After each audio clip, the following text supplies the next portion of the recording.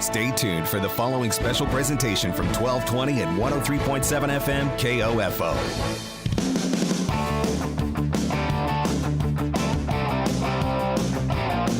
KOFO is your sports source for East Central Kansas, and we welcome you to this Game of the Week football broadcast on KOFO.com. Tonight, the Central Heights Vikings host the West Franklin Falcons. This KOFO Game of the Week broadcast is brought to you tonight by Quality Structures Incorporated, Dingle & Son Mortuary, Sutton's Jewelry, Advent Health Ottawa, and by Ottawa University, Kramer Pharmacy, Ottawa Recreation Commission, and Lamb Roberts Price Funeral Home. Our Game of the Week sponsors tonight also include Kansas State Bank, Adamson Brothers Heating and Cooling, CarStar, and the Ottawa Herald.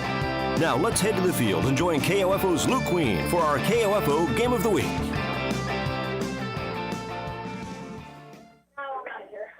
Yeah, welcome everybody into the KOFO.com High School Game of the Week broadcast. Luke Queen with you here in the pregame as we have got West Franklin traveling down here to Richmond to take on the Vikings of Central Heights. The Franklin County rivalry renewed here in week number 1. These two teams played in week 8 last year. And over at Ottawa University, Central Heights came away with the victory and advanced into the playoffs with the win. So we have some excitement here, I'm sure, between these two teams as they look to battle it out here this evening. Central Heights, the home team, going through senior night here at Central Heights. A good way to recognize these kids early on this year in hopes that we can get through this entire season after all that has gone on. Central Heights returns some skilled players all over the field. Quarterback Tony Detweiler, running back Coy Newell, and Brady Burson all returning here this year. Detweiler, junior quarterback, Newell and Burson are both senior running backs. All three actually have taken snaps under center, and in Coach Bob Rish's offense have been able to generate some big plays through the air and with their legs. So we expect to possibly see all of that. Detweiler is listed as the quarterback, so we'll have to just see what comes of that here this evening. West Franklin coming in sporting a new offensive style this year. They have only have two players listed as a running back on their roster sheet. A lot of wide receivers and tight ends spread out along the roster, so expecting a little bit more of an open kind of air it out maybe style of play for West Franklin this year. Should be exciting here this evening. We're going to take our first break. When we come back, we'll get you ready for more action from here at Central Heights High School. I'm Luke Queen, KOFO Sports. Buy all your metal supplies from QSI. They not only sell steel and trim, but also windows, screws, underlayment, caulking, lumber, windows, doors, and much, much more. Visit us in Richmond or give us a call at 785-835-6100. Hi, this is Margie Hindeleiter from Bank Midwest. You'll often hear us say, this is where common sense lives. That means doing the little things, like knowing your name. And it means supporting our local schools. That should be common sense for how a bank does business. Bank Midwest, where common sense lives. This is Eric Price, Funeral Director at Lamb Roberts Funeral Home in Ottawa, Baldwin City, and Overbrook. We're proud to be involved in the communities we serve and support the youth of today because they're our leaders for tomorrow. Lamb Roberts Funeral Home, providing compassionate care when you need it most. Do you know if your AC is ready to beat the heat this summer? You can find out by calling Adamson Brothers today at 785-242-9273. Adamson Brothers, maintaining your comfort for over 30 years. And back here once again at Central Heights High School, Luke Queen with you for the KOFO.com High School Game of the Week pregame show. Central Heights playing host to Franklin County rival West Franklin Falcons here this evening. Again, the senior night here for Central Heights, getting this underway early this year due to the Corona pandemic, and hopefully we are just getting started here with week number 1, and we'll be able to bring you 9 weeks of football action, possibly more, depending on how it plays out. If anybody advances on into the playoffs, we will definitely continue to cover our local area schools. Quick reminder, next week I'll be in Garnett at Anderson County, as Anderson County will host the Wellsville Eagles next Friday evening. But tonight it is Central Heights and West Franklin from here at Central Heights High School. West Franklin, again, as I said before the break, is kind of coming out with a new offensive style this year. Gage Flager and Lance McCullough in a quarterback battle. Flager, a junior, and McCullough, a sophomore, to see who will be your starting quarterback is kind of up in the air here, as they were getting, kind of had to shorten it in here, but just a couple people listed as running backs. Cameron Wise, 6'5", 230-pound fullback, looks to be maybe the guy to be behind the quarterback here this evening. Wide receivers listed all over the roster sheet for West Franklin, so maybe a little bit of spread and push the ball and spread it all around, throwing the ball all over the yard, so it could be very exciting, can be a high-scoring, explosive style. Absolutely sure here. So we'll see if Central Heights is able to slow that down. The Vikings stick mainly with the running attack. However, they have some big play ability on the edges as well. Tony Detweiler was a running back to begin last year, ended up playing a little bit of quarterback, but a great runner of the football. Detweiler listed as the quarterback here this evening for Central Heights. Coyne Newell and Brady Burson, seniors in the backfield, both able to run the ball well. Newell, a great kick returner. If I remember correctly, Newell opened up our season last year and returned the opening kick of the season for a touchdown for Central Heights. So obviously an explosive player he is. But again, able to throw the ball around a little bit are the Vikings. Hunter Bones, Cass Burrows out on the edges, both caught big play passes last year. But I would think that Central Heights is going to stay on the ground early and see if they can kind of win this one down in the trenches. Well, we're going to take our final timeout. This will be a 3-minute break, and when we come back, we'll be ready for football here at Central Heights High School. I am Luke Queen, KOFO Sports. Let's get back to business with Local IQ. Get the power of a national expert marketing team combined with deep roots in 260 communities, making them the partner you need to jumpstart your journey to full recovery. Results matter now more than ever, and Local IQ provides uniquely engaged local audiences, industry-leading technology, intelligent creative design, deep digital marketing expertise, and insights from partnering with hundreds of thousands of businesses nationwide. Talk to Stephen Bradley, your local IQ marketing expert, today at 785-242-4700, extension 108.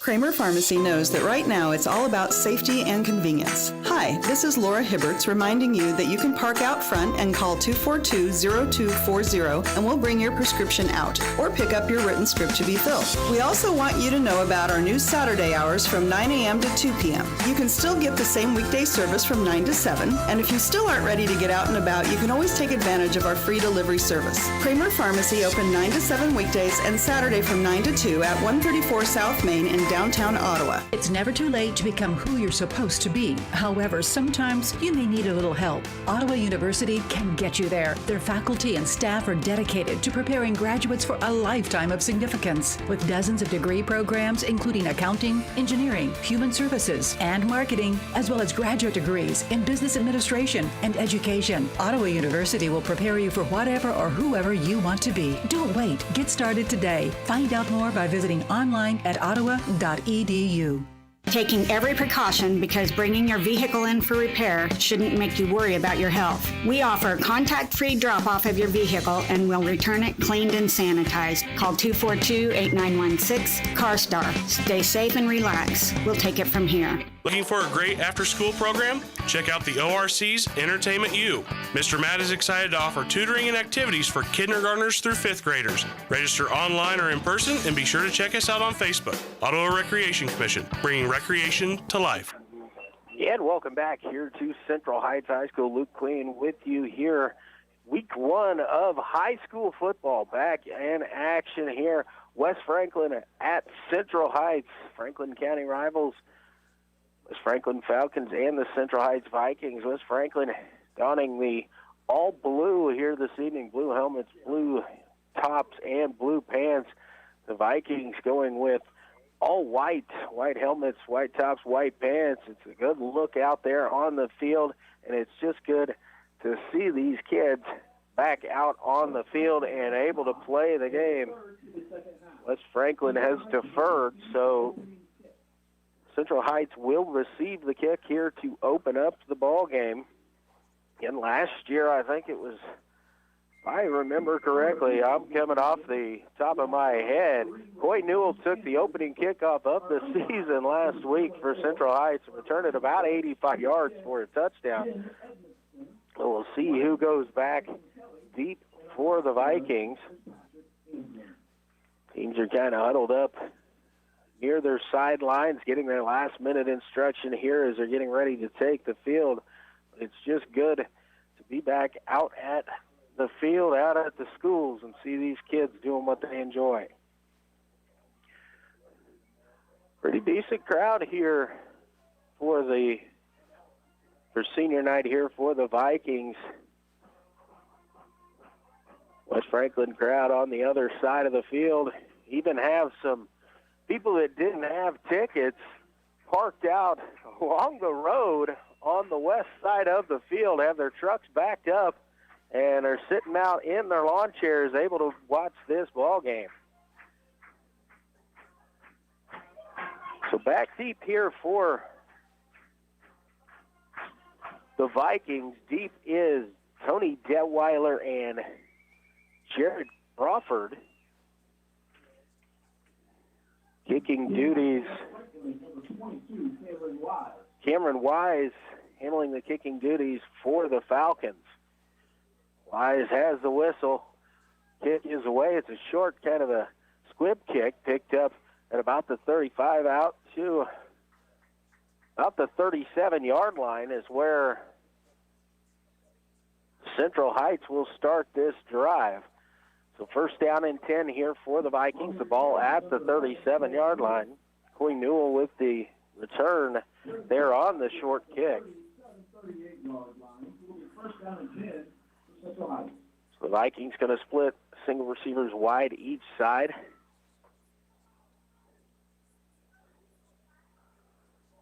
Detweiler in the shotgun formation. He has Burson to his left.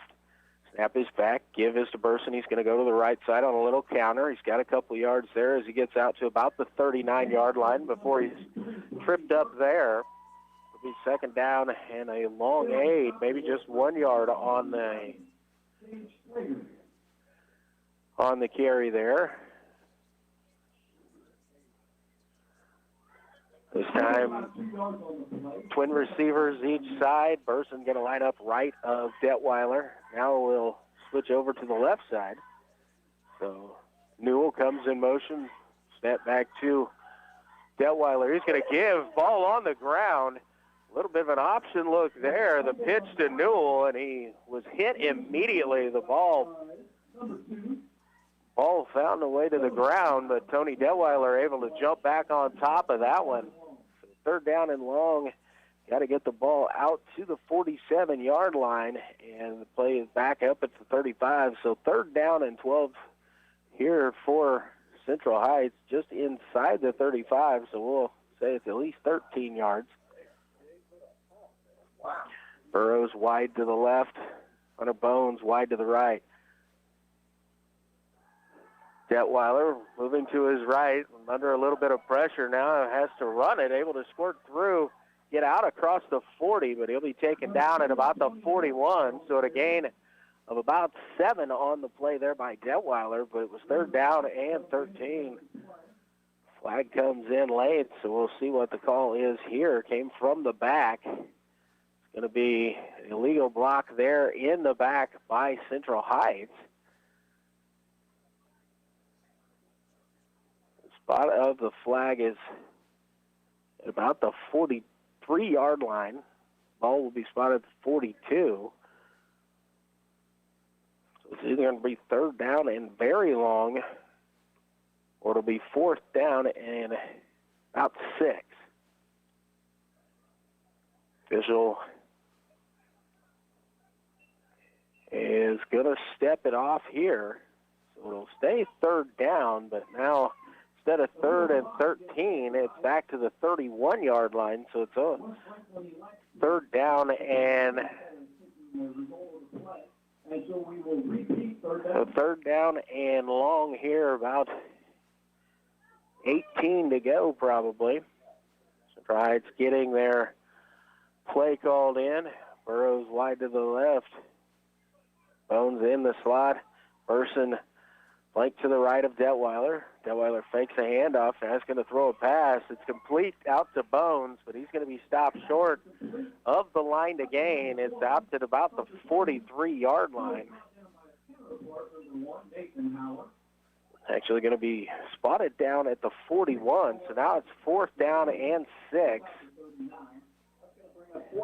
And Tyler Calvert will check into the ballgame as he's back deep to punt this one away.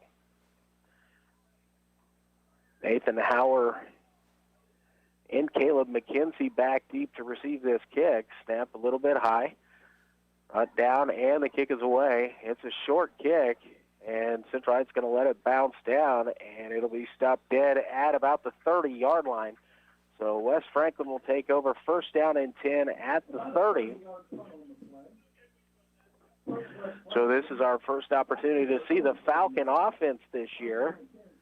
Again, and things a little bit different to see what they do here with the footballs, as that is part of the COVID situation here. A couple of footballs, each team providing their own.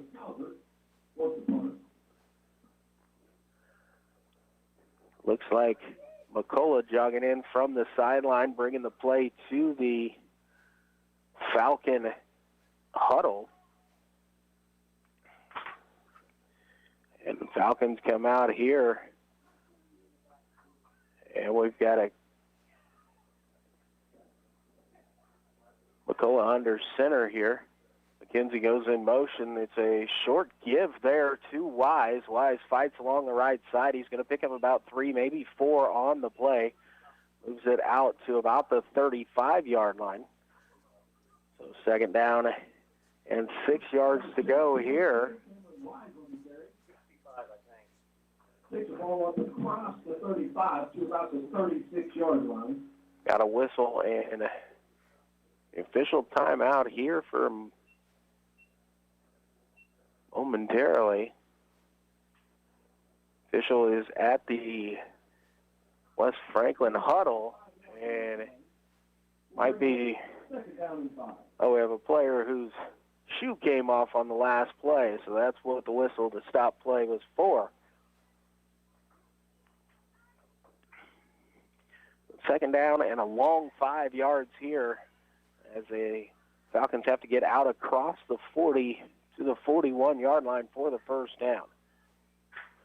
McCullough going to go under center. Wise behind him in the backfield. Kinsey again in motion. This time Wise going to try the left side. He breaks it just across the 40 to about the 41. That's going to be close to the 1st down. We'll see. And the official here is pointing that it should be enough for the 1st down, and it is for a Falcon 1st down. So a couple carries here early on from Wise. He's got 11 yards on 2 carries and a 1st down for West Franklin. Burns splits wide to the left. Tight package to the right. Kinsey goes motion left to right. McCullough takes a snap, a whistle, and a flag coming in. This is probably a false start or procedure penalty going to be called against the Falcons, so it's going to back them up 5 yards. So 1st down and 15. Ball back inside the 40 at about the 37-yard line. That'll be a 5-yard penalty. Repeat 1st down.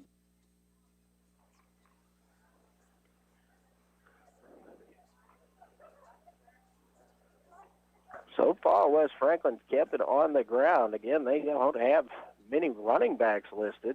Wise back in the backfield behind McCullough under center.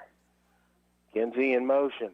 Give again is to Wise, this time right side. He fights back across, gets the yardage back and maybe +1 from the penalty. It's going to be 2nd down and 9. The ball just short of the 45-yard line. Then on the stop was number 60, Dominic Lopez.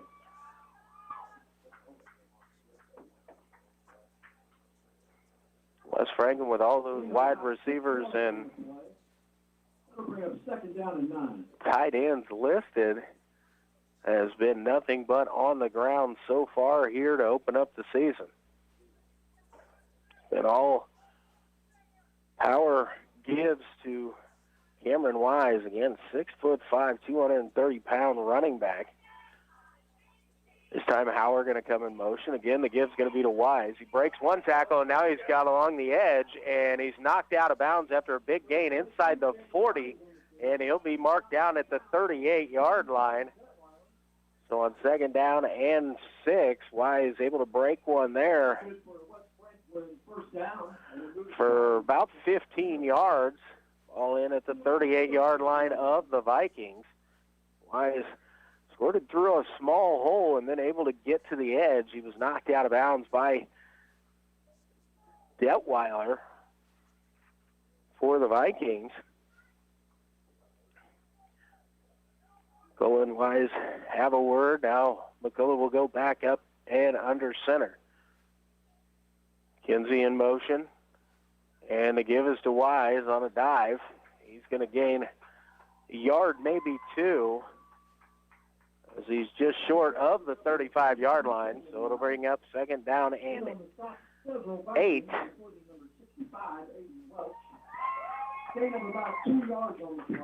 So 2nd down and 8 here for West Franklin. We've got 4:53 remaining here in quarter number 1. No score so far from here at Central Heights Field.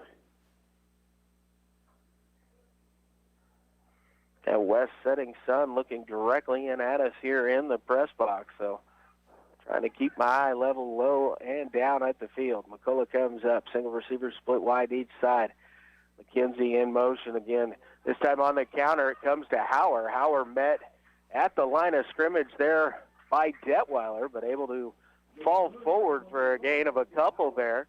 So a little bit of a counter reverse there, but Detweiler did a nice job of staying home and covering his edge, coming up from his safety position to make that stop. Nice read there by the Viking junior. Falcons break the huddle. Along the left hash, just inside the 35 at the 34-yard line. 3rd down and long 4, maybe short 5 here. It's time to give is a dive straight up the middle. The ball's on the ground, and see who has the recovery. And it stays with West Franklin. Wise was hit immediately on the arm as he went to just receive the handoff. Ball falls right back to the line of scrimmage. 4th down and 5 here in Viking territory at the 34-yard line. We'll see what West Franklin chooses to do here. McCullough has jogged over to the sideline, now coming back to the huddle.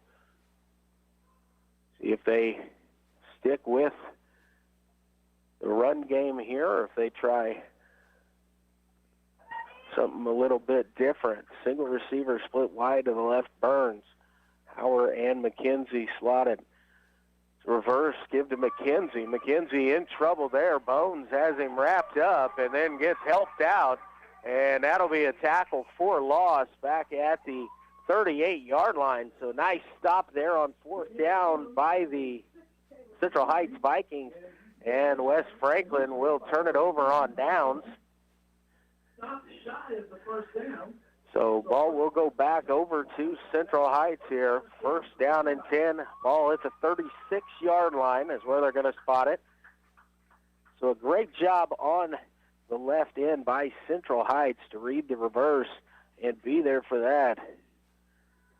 Vikings look down at their wrists, get the play here. Tight bunch formation. In Detweiler in the shotgun. He's going to take the snap now. He's going to keep it himself. go a little bit up the left side, now cuts back to the middle. He's got about 3, maybe 4 on the play. So it'll be 2nd down and 7. Detweiler's first carry, I should say 2nd carry officially, as he went out to pass on the first drive, and there was nowhere to go, so actually tucked it and ran for a few yards. 2nd down and 7 here. We'll approach 2 minutes remaining in quarter number 1. Still no score here between these two Franklin County rivals. Receiver split wide each side. Now man coming to motion is Bones. Detweiler fakes a handoff. Now goes up the middle. He's across midfield, and he'll be tackled down at the Falcon 49-yard line, and that's good enough for a Viking first down. Hunter Bones came across left to right in motion as the snap went to Detweiler. He kind of faked a belly give there reverse and kept it himself. Picked up the positive yards needed for the first down. Time Newell and Bones on the right. Burrows left. A little quick pass out to Coy Newell, and I believe they're going to call that incomplete. Newell, the ball was getting to his hands. He turned his head to run upfield, and the ball falls incomplete. So it was 2nd down and 10. The ball still at the 49-yard line. Minute 28 remaining here in quarter number 1. Jared Crawford and Coy Newell on the right side. Burrows, Bones, and Burson in a stack formation on the left side. Detweiler by himself in the backfield. Snap back to Detweiler. He's going to move to his left. He's got a little bit of space, cuts it upfield. Flags coming in. Detweiler gets yards past the first down, but flags came in, so it's in the area of what would be holding or an illegal block. The officials conversing as to what they saw there. And it is going to be holding against Central Heights, so nullify the 15-yard gain by Detweiler. Assuming here that West Franklin will take this one. The result of the play was definitely a first down run. So it'll be 2nd and 20 as if they accept the penalty, which I am sure that they will here. Now they've got the ball back to the official, so he is going to step it off.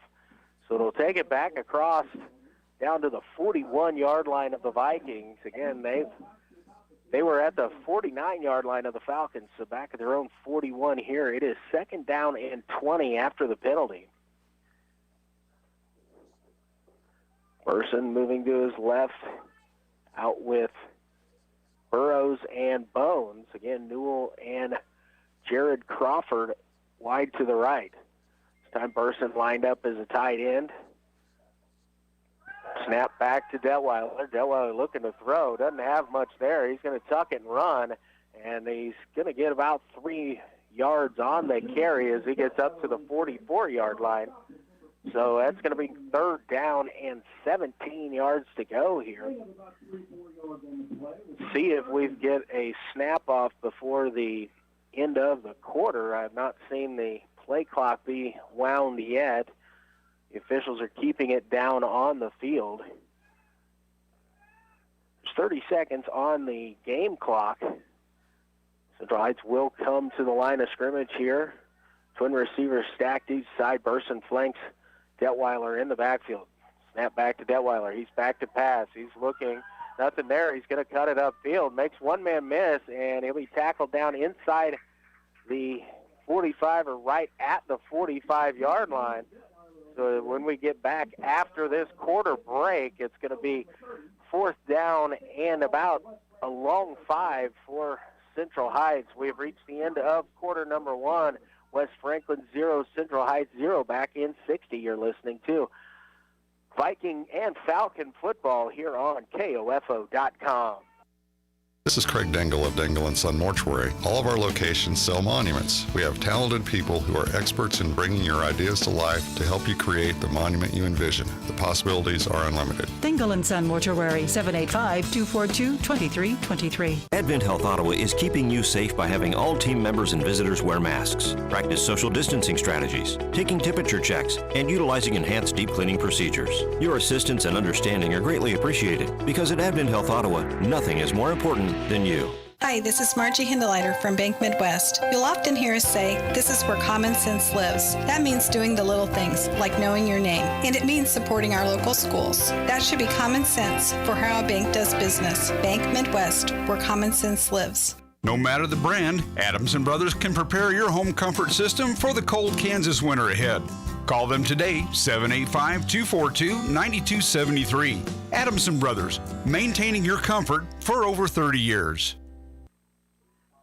And welcome back here to Central Heights High School. Luke Queen with you. We're getting ready for play here in quarter number 2. It's going to be Central Heights, 4th down and a long 5. They've got to get across the 40, really across the 39-yard line. The ball sitting inside the 45 of the West Franklin Falcons. In the 2nd down and 20, Vikings are actually back in punt formation. Again, Tyler Calvert is the punter here. McKenzie and Hauer go back. Calvert gets a snap. Punt is away. The short punt bounced down at about the 25, and it'll roll dead at the 24. So West Franklin will take over here, 1st down and 10, the ball at their 24-yard line. West Franklin, as I discussed in the first quarter, just 3 people listed as a fullback on the roster sheet, has not thrown the football yet here this evening. So they've just been running it with Cameron Wise. Wise is a very big running back, 6'5", 230 pounds listed. Got some speed if he can get on the edge. Single receiver split wide each side. Wise in the backfield. McCullough under center. He's going to give to Wise up the middle.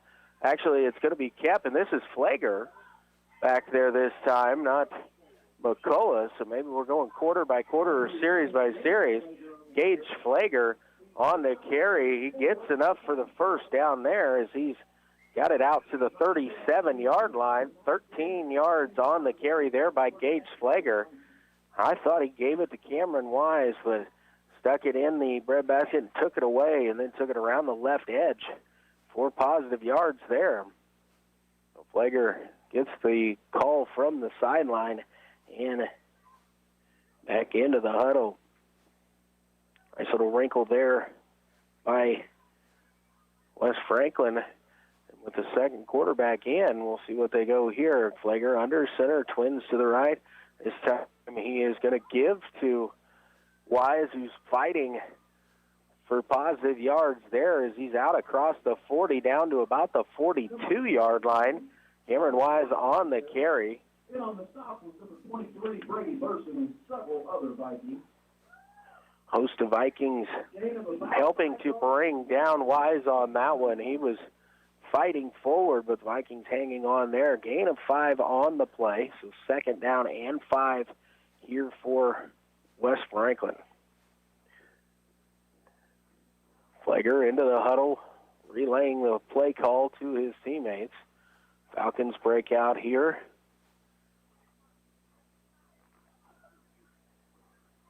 Single receiver split wide to the left is Burns. Flager under center. McKenzie in motion. And a pitch towards McKenzie is fumbled down on the ground. And it looked like McKenzie able to dive back on top of that one. It kind of squirted away there. Covered by West Franklin. The ball is going to be at about the 34-yard line. So a big loss on the play of about 9, maybe 10 yards. So 2nd down and 5 turns into 3rd down and 15. Got to get the ball out to the 48-yard line for the 1st down to West Franklin. In their own territory here. So looking to try and break a big one here. Give themselves a opportunity at the 1st down. Flager into the huddle here. Some of the strange things about this year's predicaments there, the band is actually down on the track this year, not up in the stands. We got a whistle as a flag comes in, and it's going to be a timeout called here by West Franklin. So we'll take a quick one with them. We're going to take a 30-second timeout here. We'll be back with more Game of the Week action from here at Central Heights. I am Luke Queen, KOFO Sports. Let's get back to business with Local IQ. Get the power of a national expert marketing team combined with deep roots in 260 communities, making them the partner you need to jumpstart your journey to full recovery. Results matter now more than ever, and Local IQ provides uniquely engaged local audiences, industry-leading technology, intelligent creative design, deep digital marketing expertise, and insights from partnering with hundreds of thousands of businesses nationwide. Talk to Stephen Bradley, your local IQ marketing expert today at 785-242-4700, extension 108. And welcome back here to Central Heights. Luke Queen bringing you the action. 7:02 remaining in the first half. No score between Central Heights and West Franklin. West Franklin was about to have a delay of game as what the flag came in, but just prior to the flag coming out, the official on the far side in front of the West Franklin bench blew the whistle, calling a timeout. It's the first timeout called of the half for West Franklin. Now this time Cameron Wise is going to split out wide to the right. See what play we have here. Flager is under center. Flager going to drop back to pass. He's going to throw it up over the middle. Tipped and almost intercepted there. The pass from Flager was intended there for Hauer as he was running down the seam. But a nice job there. Jared Crawford did a nice job playing center field there. Almost came through to get the pick. But it's going to be 4th down and 15 here for West Franklin. And trying to see if they could use maybe Wise out wide as a little bit of a decoy there. Trying to free Hauer up down this seam. The pass was on target there, but Crawford able to get in and knock it away.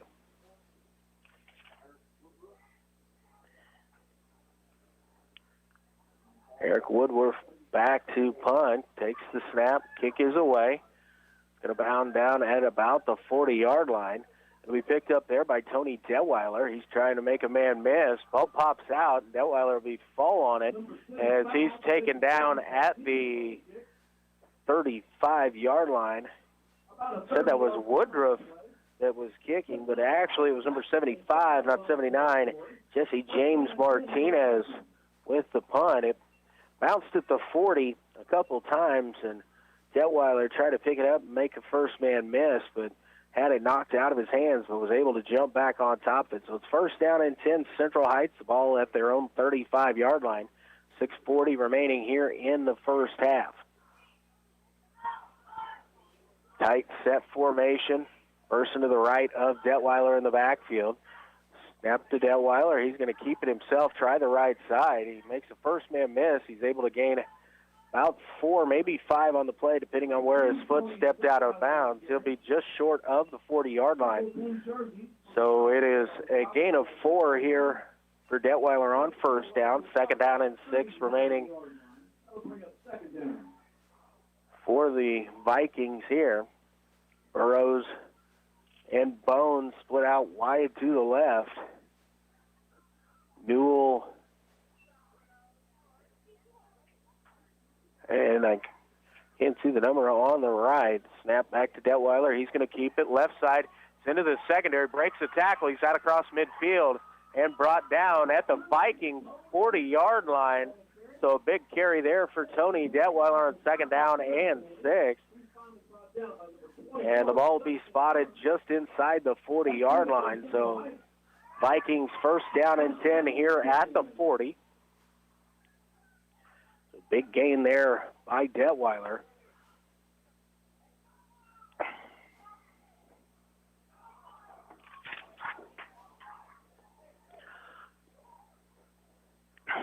Newell and Crawford wide to the right. Bones and Burrows wide left. Detweiler looking to pass. Dumps it off short there to Coy Newell. That's going to be a gain of about 7 on the play, maybe 8 yards, as it's down to the 33-yard line. So we'll give him 7 on the pass and catch there. So good first down play there by for the Vikings. So second down and 3. Strides looking over to the sideline, awaiting the play call in from Coach Bob Risch. Now the Vikings coming to the line of scrimmage. Single receiver split wide, tight on each side as well. Detweiler takes a snap. He gives to Burson. Not anywhere to go there. Burson might have fallen forward to get back to the line of scrimmage. So to bring up third down and 3, Jesse James Martinez back in on the tackle as he was able to wrap up Burson almost immediately. A nice job by Brady to fight forward just to get back to the line of scrimmage as he was hit in the backfield. Tight formation here for the Vikings. Detweiler all alone in the backfield, bunched 3 here. Newell comes in motion, going to be an option moving to the left, and Detweiler's going to keep it, makes a couple men miss. He's inside the 30, and he'll be taken down at about the 26-yard line. That's positive there for a first down. So the Vikings drive stays alive here as Detweiler able to pick up about 9 yards there. The Vikings stay out on the field here. First down and 10. Single receiver split wide. Crawford on the right. Burrows left, tight. Detweiler gives to Burson. Burson has a little bit of room on the right side, lowers his shoulder as he goes inside the 20-yard line, or right down at the 20. So it's a 6-yard carry on first down, and it'll bring up second down and 4 here for for Central Heights. The Vikings knocking on the door of the red zone here. If they can finish this drive out, 3:45 remaining here in the first half, and it is no score yet. Single receiver split wide. Newell coming in motion. Going to be a keeper there for Detweiler. He's inside the 15, tackled down at about the 13. Nice carry there. Another 8 yards for Detweiler. So it'll be first down and 10 at the Viking 13-yard line, so they can get another first down prior to reaching the goal line as they head towards the south end zone here at Central Heights. Vikings coming with a tight set again, 3 bunched each side. Burson in motion in the backfield. Detweiler has it. A little option look. Pitch is late. Burson able to catch it over there, but he's right along the sideline. Looks like there's going to be no gain on that first down play. Detweiler, nice job to string it out by Wes Franklin. They just had it pushed all the way to the sideline, and so able to get second down and 10. Now twin receivers going to split out each side, Burrows and Bones on the left. Newell and Crawford on the right. Burson next to Detweiler. Detweiler going to throw it out to Bones. Bones makes a first man miss, and he stood up at the 12. And we've got a flag coming in late in the secondary. There's a flag that comes in at the end of the play. Cameron Wise and Trey Rogers in on that stop there on Bones. We've got a late flag here, and usually, yes, it is personal foul penalty is going to go against the Vikings, so a dead ball foul. So from the 13, now instead of third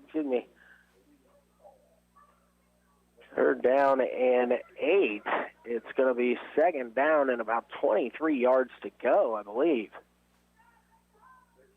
The officials are discussing it here out in the middle of the field. Now they're going to go over to the sideline and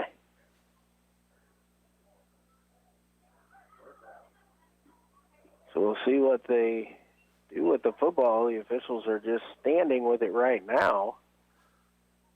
Now we're going to start stepping it off here. 15-yard personal foul penalty called here against Central Heights. The ball moves out to the 29-yard line. So it happened at the 14. So now third down and long as it was or at the 29, got to get down to the 3 for the first down. Twin receivers stacked each side. Detweiler waits the snap. We had movement up front. Didn't quite tell if that was Wes Franklin jumping early and creating the movement by the Vikings. And it is offsides called against Wes Franklin, so it'll be third down and 20. Ball at the 24, so really third down, 21 yards to go here. Got 5 of them back, still stacked Twins each side. Detweiler with Burson to his left. Detweiler back to pass, under a little pressure. He's going to tuck it and run, makes one man miss. Now he has a little bit on the sideline. He'll be tackled down at about the 11-yard line. So Detweiler gets a good positive gain there. And it looks as though we might. That brings up fourth down in about 7. See the Vikings set up to kick here quite possibly. Ethan Hatfield comes out, has the kicking tee. He's going to set it down. This is going to be a 26, 27-yard attempt, but we've got a whistle and a timeout called here by Wes Franklin. We'll keep it here through this one. There's 1:21 remaining here in the first half. Central Heights fourth down and 7. The ball just outside the 10-yard line, and it looks as though they're going to attempt a field goal here. Ethan Hatfield was stepping it off there when the timeout was called. Wes Franklin wanted to talk about this one.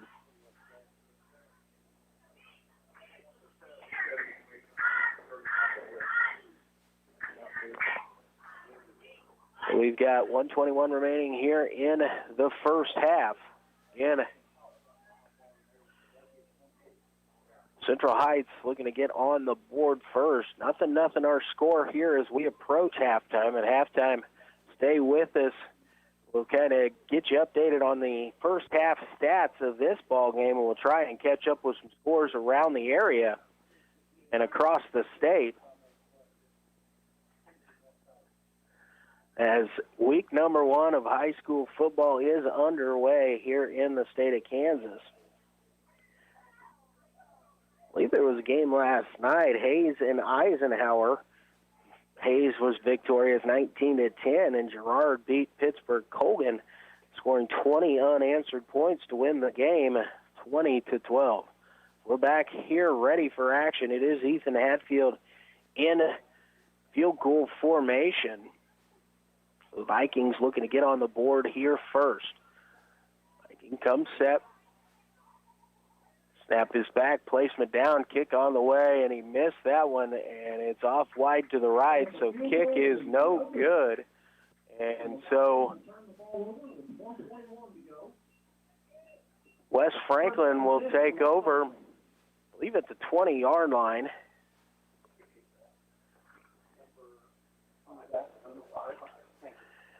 Wes Franklin will have first down and 10, the ball at the 20. Central Heights was down in the red zone, but a big personal foul penalty backed him up, and the Vikings unable to get it down where Coach Bob Risch felt like he should go for it to try and get the 6.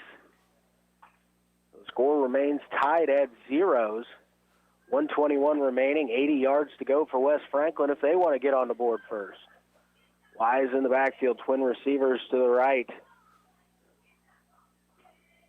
McCullough takes a snap. He dumps it, tries to hit short on a little wheel route there towards Wise. But nice pressure by Brady Burson forced McCullough to get rid of that early, and it was just a little bit behind Wise. Person in the backfield quickly there did not take the bait on the play action. As they take the handoff to Wise and then try to dump it off to him. But McCullough, a nice job just to get rid of it. 2nd down and 10. The ball is still at the 20-yard line. Falcons break the huddle here, step to the line of scrimmage. Single receiver split wide each side. Ethan Hatfield give is up the middle to Cameron Wise. He's going to gain about 2 on the play. A whistle and a timeout called here by Central Heights. We'll take this one with them. A 60-second timeout. You're listening to high school football on KOFO.com. Kramer Pharmacy knows that right now it's all about safety and convenience. Hi, this is Laura Hibberts reminding you that you can park out front and call 242-0240 and we'll bring your prescription out or pick up your written script to be filled. We also want you to know about our new Saturday hours from 9 a.m. to 2 p.m. You can still get the same weekday service from 9 to 7, and if you still aren't ready to get out and about, you can always take advantage of our free delivery service. Kramer Pharmacy open 9 to 7 weekdays and Saturday from 9 to 2 at 134 South Main in downtown Ottawa. When was the last time you gave someone you care about a gift just because? It's not their birthday, not a holiday when they would expect it. It's just another day. And they're getting a new set of earrings, a new bracelet, a new ring, recreated from a family heirloom, just because. It doesn't have to be a special occasion for you to visit Sutton's Jewelry in downtown Ottawa. Their friendly and knowledgeable staff can help you pick out the right gift from their vast selection anytime, even when it's just because. You've got it made at Sutton's Jewelry, 213 South Main. And back here at Central Heights High School, Luke Queen bringing you the action. It is 3rd down and 9 here for West Franklin. Minute 10 remaining in the first half. West Franklin at their own 21-yard line.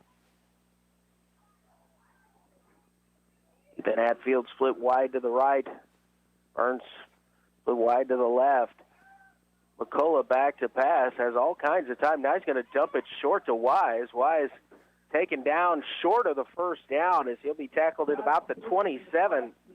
And a quick whistle and a timeout called again by the Vikings as it's going to bring up 4th down and about 3. And Wise a little bit slow to get up there. The tackle was down low towards the shins there to take down the big runner. McCullough had all kinds of time to throw. Vikings were definitely sitting back, expecting him to try and go deep, but Wise was found on the outlet, but a good job to come up and take Cameron Wise down short of the first down. Again, 4th down and about 3 yards to go here for West Franklin. 60 seconds remaining here in the first half. West Franklin deep in their own territory. Are they going to go for it here to try and get those 3 yards, kick it away, and give Central Heights an opportunity one more time with probably pretty decent field position? Not a whole lot of wind out here this evening, so not really helping with the punt. Tony Detweiler is going to drop back as if they're going to punt it away. See what happens here. Jesse James Martinez is back deep. West Franklin is in punt formation.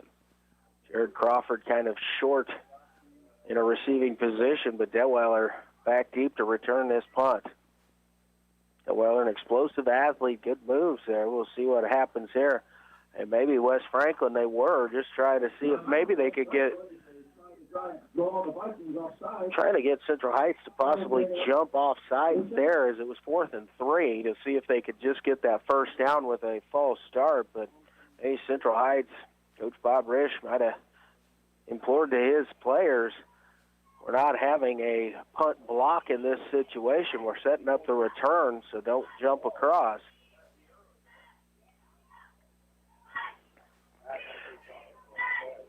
So that was the West Franklin final timeout of the first half. Central Heights has one remaining and expecting to get the football back here. Again, there's 60 seconds left here in the first half.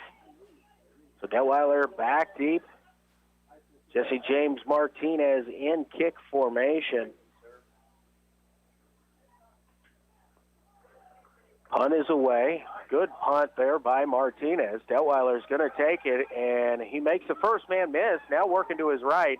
He's across midfield into Viking territory, and he'll be taken down at about the 44, maybe 40, 45, 44-yard line. 35-yard punt. Good punt there by Martinez, but 10 yards return.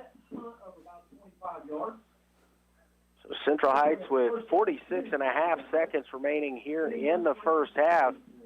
Ball will be spotted right at the 45-yard line. So 45 yards to go here in 46 seconds. First down and 10 for the Vikings. Vikings looking over to the sideline, awaiting the play call from Coach Bob Risch. Hollers it in there. Twin receivers stacked here on the left side as well as the right. Burson stands to the right of Detweiler. Detweiler fakes the give. He's going to keep it on his right side, making a move forward. He's across the 40 and 35. He'll be down at about the 34-yard line, so first down yardage on the carry. Quickly, the Vikings coming back to the line of scrimmage as the chains will be moved. So first down and 10 here. The clock restarts with the ready-to-go whistle. 30 seconds remaining here. Twin receivers each side. Detweiler gets the snap. He looks to pass. A little bit of a wide receiver screen here to the left side. Bones inside the 30. He'll be tackled out of bounds at about the 26-yard line. So Hunter Bones gets out of bounds with 19 and a half seconds remaining here in the first half. Ball will be at the 26-yard line. So Central Heights just shy of the first there, maybe 8.5 yards. So second down and 2 for Central Heights. A nice job there by Hunter Bones, not only to make the first man miss, but to actually get himself out of bounds to stop the clock. Twin receivers each side. Detweiler waits a snap here.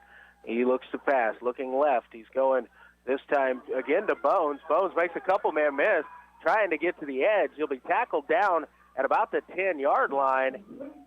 The first down, so the clock stops momentarily. Central Heights running up to the line of scrimmage. They're going to look like here, and the ball on the ground, and Detweiler will pick it up, and he'll spike it down to stop the clock, 10.1. Detweiler mishandled the snap a little bit. Reset it. White hat. And a muff the snap. So incomplete pass. That'll bring up second down and 10. The officials have spotted the ball at the point where Detweiler threw it down. And the ball, I believe, should be... Detweiler did not go down to a knee or fall on it, which would stop the clock. So the official now talking to the Central Heights coach. Yeah. So they're saying on the fumble, Looks like the call's reversed. and the clock starts with 10 seconds here. I'm not sure. Snap back to Detweiler, looking to his left. Time going to expire here. Got a flag on the field. It's in the area of holding. Detweiler's going to be tackled down just shy of the 10-yard line, and that will be, I believe, the end of the first half, unless this is a defensive penalty. We'll see what the call is on the field. It is holding against Central Heights. The penalty will be declined. So we have reached halftime, and the score here at Central Heights at the half, the Vikings 0 and West Franklin Falcons 0. We're going to take a timeout. We'll come back with our halftime show from here at Central Heights High School. I'm Luke Queen, KOFO Sports. This is Eric Price, Funeral Director at Lamb Roberts Funeral Home in Ottawa, Baldwin City, and Overbrook. Our staff knows the importance of working as a team to take care of you in your time of need. We want to show the youth in our communities that we support their teamwork as well by sponsoring this broadcast. I invite you to visit lamb-roberts.com. It's never too late to become who you're supposed to be. However, sometimes you may need a little help. Ottawa University can get you there. Their faculty and staff are dedicated to preparing graduates for a lifetime of significance. With dozens of degree programs, including accounting, engineering, human services, and marketing, as well as graduate degrees in business administration and education, Ottawa University will prepare you for whatever or whoever you want to be. Don't wait. Get started today. Find out more by visiting online at ottawa.edu. Safe, secure, strong. We're rock solid. Kansas State Bank. A better way to bank with community people you know. Member FDIC. Equal housing lender. This is Craig Dingle of Dingle & Son Mortuary. Pre-arrangements make the difference of a family that is stressed and a family that is free to grieve, to celebrate a life. Consider making your pre-arrangements to lift the burden. Dingle & Son Mortuary, 785-242-2323. Yeah, welcome back here to Central Heights High School. Halftime here, week one of the KOFO.com High School Game of the Week. Halftime score, West Franklin 0 and Central Heights 0. It has been a ground game, and the clock has just continued to just run the entire time. In the first half, the Vikings have gotten the best of the yardage and the first downs. 11 Viking first downs to West Franklin has 5. West Franklin ran the ball 12 times for 49 yards. Central Heights 18 rushes for 80 yards. Each team averaging a little over 4 yards of play, 4.1 for West Franklin, 4.4 yards per rush for Central Heights. West Franklin 1 for 3 through the air. No INTs. Central Heights 4 for 6 in the yards through the air, 39 yards, just 6 yards receiving in the first half for West Franklin. Central Heights ran 24 plays for 104 total yards. West Franklin 15 plays from scrimmage. They've got 55 total yards. No turnovers. A couple times the ball has been fumbled and put on the ground, but able to be recovered by the fumbling team. Fourth down conversions, West Franklin 1 for 1. Central Heights has not attempted a fourth down conversion yet. No sacks for either team. Third down conversions, though. West Franklin 0 for 3. Central Heights 1 for 6. Here at halftime, it is 0-0. That is quite a battle between these two teams. I wasn't sure it would be this low scoring, but I did expect that it would be a very, very, very close football game, and we can't get any closer than tied 0-0 here at the half. Leading the way for West Franklin individually at quarterback, Lance Picola 1 for 2 through the air. He's passed for 6 yards. Cameron Wise, he's got that one pass for 6 yards. Leading receiver, Wise also leading the way on the ground. He's carried the ball 7 times for 46 yards. Gage Flager carried it once for 12. Nathan Hauer 1 for 2 yards. And Caleb McKenzie had 1 carry where he was tackled for a loss of -2.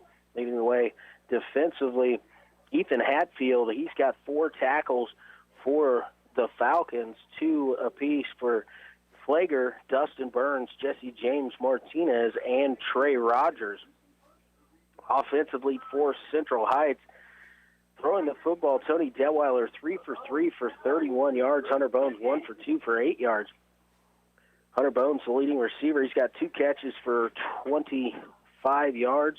Rushing, Tony Detweiler leading the way. He's got 12 carries for 82 yards for the Vikings. Halftime, again, it is 0-0 between West Franklin and Central Heights. We're going to take a 2-minute timeout. When we come back, we'll have more scores from around the area to bring you. You're listening to the KOFO.com High School Game of the Week from here at Central Heights High. I am Luke Queen, KOFO Sports.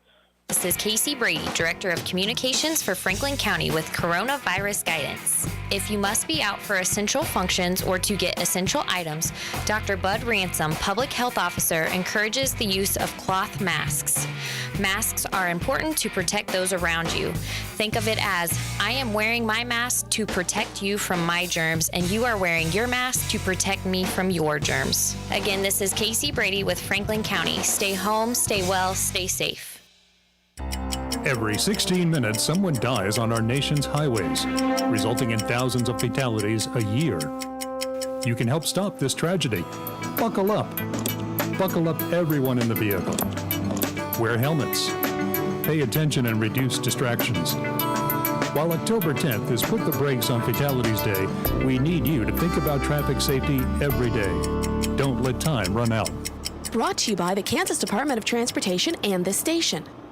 America is kept safe because the Army National Guard responds, protects, and supports our nation when it needs them most. From fighting wildfires with air support, helping civilians in flooded neighborhoods, to delivering food and supplies to those who have lost everything, the Army National Guard always responds when disaster strikes. The Army National Guard also trains to be ever vigilant against threats, foreign and domestic. They protect our skies with missile defense weaponry. They secure our information, communications, and infrastructure with cybersecurity. And they protect us against chemical, biological, and radiological hazards with the civilian support team. The Army National Guard also stands ready to deploy and provide support for conflicts or humanitarian missions abroad. Join the Army National Guard and be there to respond, protect, and support your community and your country. Visit NationalGuard.com to learn more about part-time service. Sponsored by the Kansas Army National Guard. Aired by the Kansas Association of Broadcasters and this station. Yeah, welcome back here to Central Heights High School. We are at halftime here of the KOFO.com High School Game of the Week. Week number 1 here in high school football across the state of Kansas. At halftime, no score here in Central Heights between West Franklin and the Central Heights Vikings. Halftime scores from around the state. Topeka Seaman up on Washburn Row in the second quarter, 20-0. Council Grove all over Northern Heights, 34-0. DeSoto over Lawrence Free State, 28-7. Tongi, 21. Baser Linwood, 7. 0-0 between Frontenac and Columbus down south. Cheney up on Kingman 10-7. And Norton 14, Smith Center 6. That's scores in the second quarter. Down in the battle between reigning state champions down in Derby, Mill Valley, the 5A state champion last year, up on Derby 21-7 in the second quarter. Republic County is over Beloit 14-0 at the half. Holton up on Nemaha Central 12-0. Ark City all over Winfield 26-0 in the second quarter. A few scores from around the area there. Lawrence High, Shawnee Heights. Lawrence up 32-0 over Shawnee Heights. And in Ottawa, Piper 21, Ottawa 0. That was the last updated score we see on that I can find. In a game not too far away, West Franklin and Wellsville both will travel down to Humboldt this year. The Cubs up on Leon Bluestem in the second quarter, Humboldt 28 and Bluestem 6. Trying to locate some scores maybe for some other local teams in the second quarter. What I can find, Burlington up on top of the Wellsville Eagles 16-0. So another score from a local school. Wellsville down in the second quarter, 16-0 to Burlington. Here at Central Heights, it is 0-0 between these two Franklin County rival schools, West Franklin Falcons and the Central Heights Vikings, in a defensive struggle here so far in this ball game. 0-0. It's been a ground and pound game on both sides of the football, and so far the Vikings are statistically ahead, but the scoreboard is where they decide winners and losers, and nobody's able to get on there quite yet. West Franklin had deferred prior to the game when they won the coin toss, I would assume that they're going to take the football in the second half. So Central Heights will start out on defense. But here at halftime, again, it is Central Heights 0, West Franklin 0. We're going to take another 2-minute timeout. We'll come back and be ready for second half action from here at Central Heights. I'm Luke Queen, KOFO Sports. When you have an emergency, who do you call? 911. What do you do if you're unable to speak during your emergency? You text to 911. Franklin County Emergency Communications Center has recently added text to 911 technology as part of the new 911 phone system. Cell phone users can use their phone messaging system to text 911 to contact local dispatch. Phones must have a text or data plan in order to use this service, and phones in roaming mode, text apps, or apps messaging services cannot use this feature.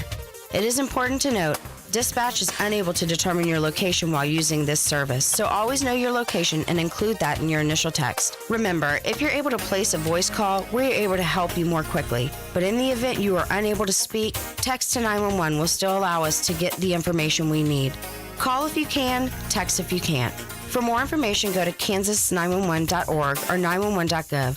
This message has been brought to you by the Franklin County Emergency Communications Center and KOFO. Kansans with disabilities and senior citizens are 3 times more likely to be crime victims. If you are a Kansas senior citizen or a Kansan with a disability and you are a crime victim, contact the Disability Rights Center of Kansas at 877-776-1541. We may be able to help you with your civil legal matter. Contact us at 877-776-1541 or drckansas.org. Once again, if you are a Kansas senior or a Kansan with a disability who is a crime victim, contact the Disability Rights Center of Kansas at 877-776-1541 or drckansas.org. We may be able to help you with your civil legal matter. The content of this radio ad is sponsored by the Disability Rights Center of Kansas and this station. It is supported by a VOCA grant awarded through the Federal Office for Victims of Crime as administered by the Kansas Governor's Grants Program. It does not necessarily reflect the views of the Office of the Kansas Governor or the U.S. Department of Justice.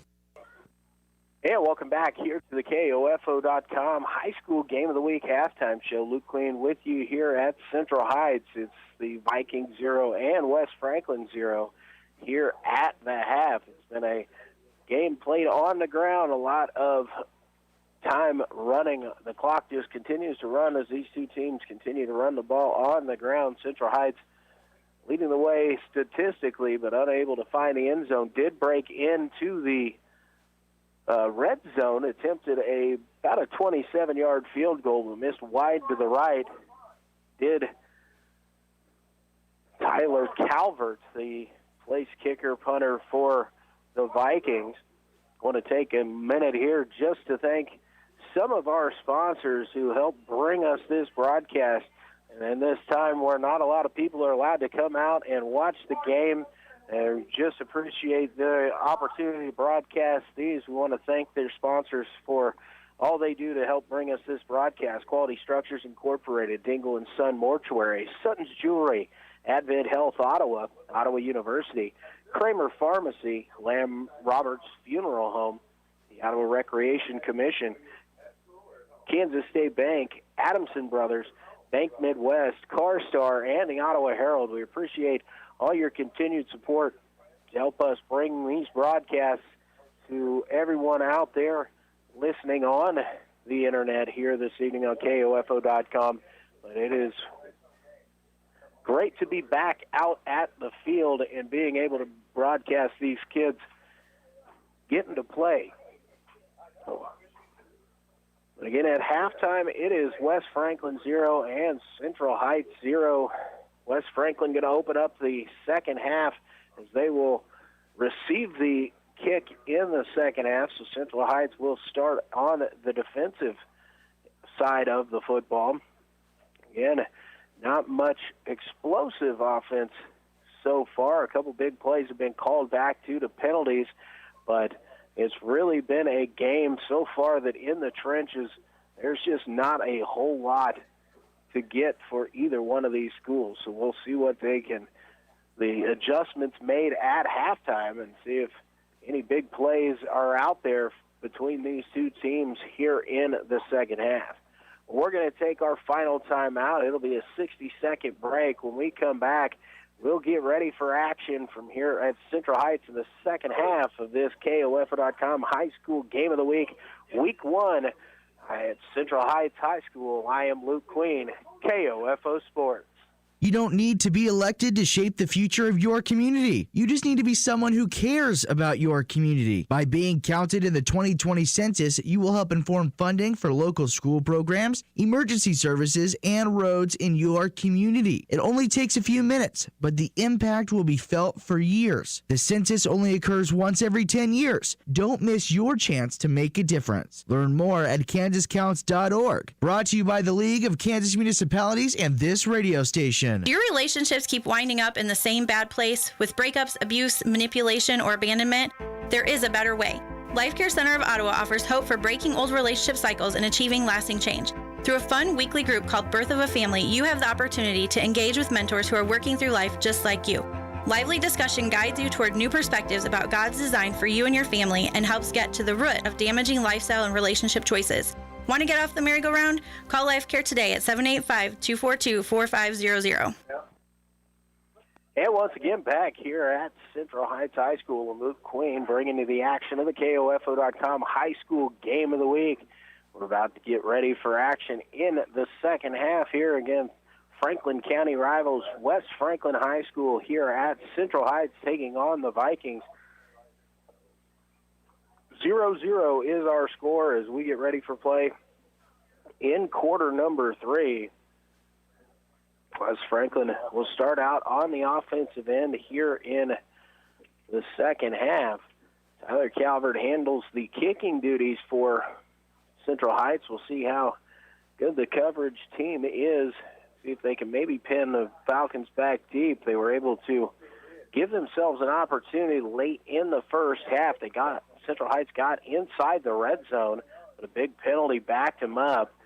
They missed a field goal to go up 3-0, then stopped the Falcons and had the ball in Falcon territory with just 46 seconds remaining, but unable to get the drive down, and we reached halftime with no score. Beautiful evening out here in Richmond. Love the fact that there are fans out across the street, backed up to the road, and standing outside watching the game being played in here this evening. So just about 20 seconds here before the teams take the field. Central Heights coming out onto the field here. And again, they will be kicking from the north to the south. So West Franklin going to go left to right here in front of me in the third quarter. Vikings going to go right to left.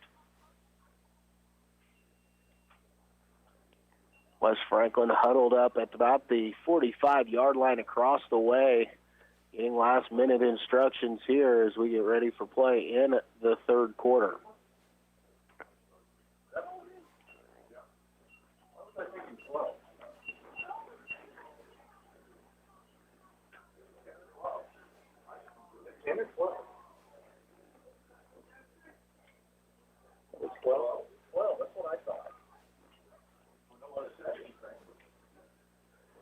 So Central Heights will kick off here.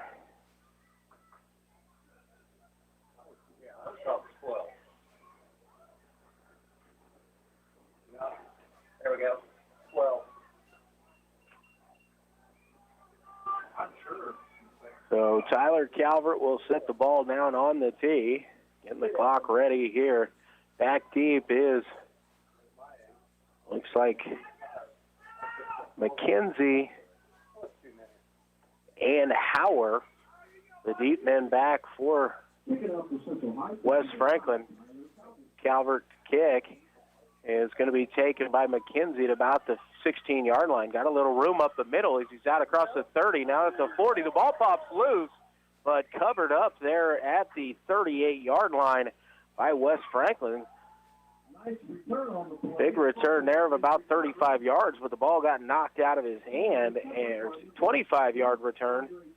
Andre Snow able to jump on top of that one for West Franklin. So they're going to start first down and 10, the ball at the 37-yard line.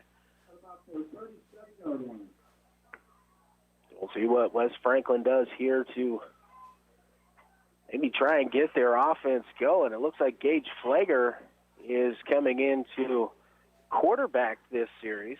So it was a little bit of a up in the air as to whether it would be Flager or McCullough coming into the ball game, and we're getting to see both of them. So Wise 5 yards back behind him.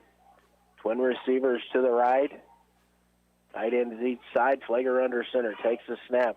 Going to give to Wise. Wise cuts it to the left side. Has a little bit of room. Now breaks the tackle. He's into the secondary, and he's out across midfield. Brought down at about the 45-yard line. So a nice gain there of about 17, maybe 18 yards on first down. So Cameron Wise able to get the edge that time, and West Franklin into Viking territory here. First down and 10. The ball will be marked at the 44-yard line of Central Heights. Again, Flager jogs in from the sideline. Now the Falcons will come up to the line of scrimmage. And Twins to the right.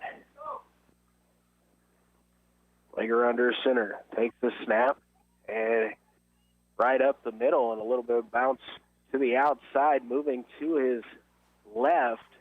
Knocked out of bounds over along the left sideline. And Flager carries the ball for a gain of about 7 there on first down. The ball out across the 40-yard line down to about the 38. So 6, maybe 7. So a long 3, short 4 coming up here on second down for West Franklin. And Flager runs over to the sideline. Brings the play in to his teammates now. Will come up to the line of scrimmage. Twin receivers to the right, single receiver to the left. Flager under center. Hauer goes in motion.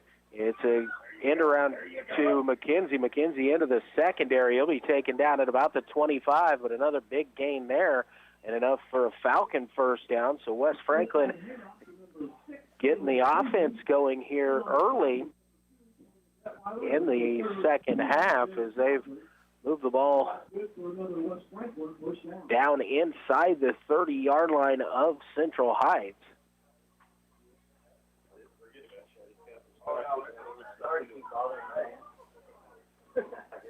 West Franklin taking their time getting the play in, using a lot of the 40-second clock here. Now we'll break the huddle and come to the line of scrimmage. This time, it's like twin receivers to the left. And Wise in the backfield. This time, Flager's going to keep it. And the ball is out and picked up by Central Heights on the fumble recovery. Brought out back across the 50-yard line. Brady Burson came into the backfield and struck Flager in the backfield, knocked the ball loose. Luke Brown with the fumble recovery and about a 25-yard return. Takes it across the 50, tackled down at about the 45-yard line. So Central Heights takes over here. 9:57 remaining in the third quarter. And Central Heights in West Franklin territory. First down and 10 at the 45-yard line. Nose of the football sitting on the 45. Vikings quickly up to the line of scrimmage here. Single receiver split wide each side. Detweiler in the shotgun formation. Burson in front of him. Snap comes to Detweiler, and movement prior to the snap. And I believe it's going to be an offside call here.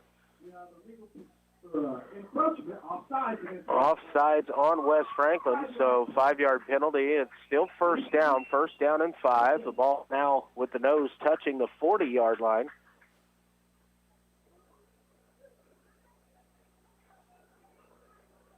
Central Heights looking over to the sideline as the play call gets called in. Everybody looks down at their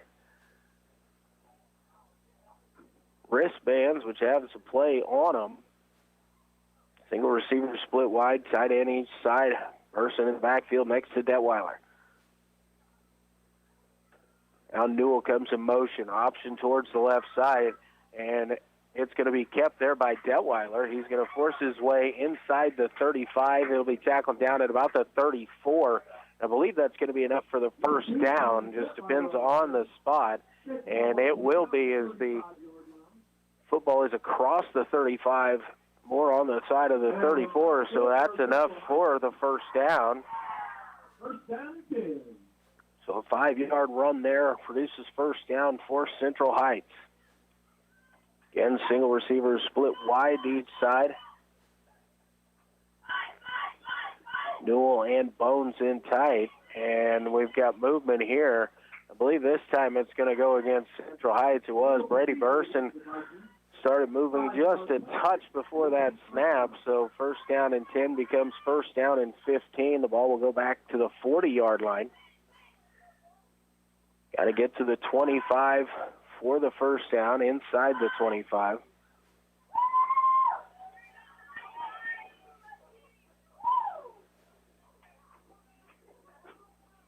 Formation stays single spread each side, tight both sides.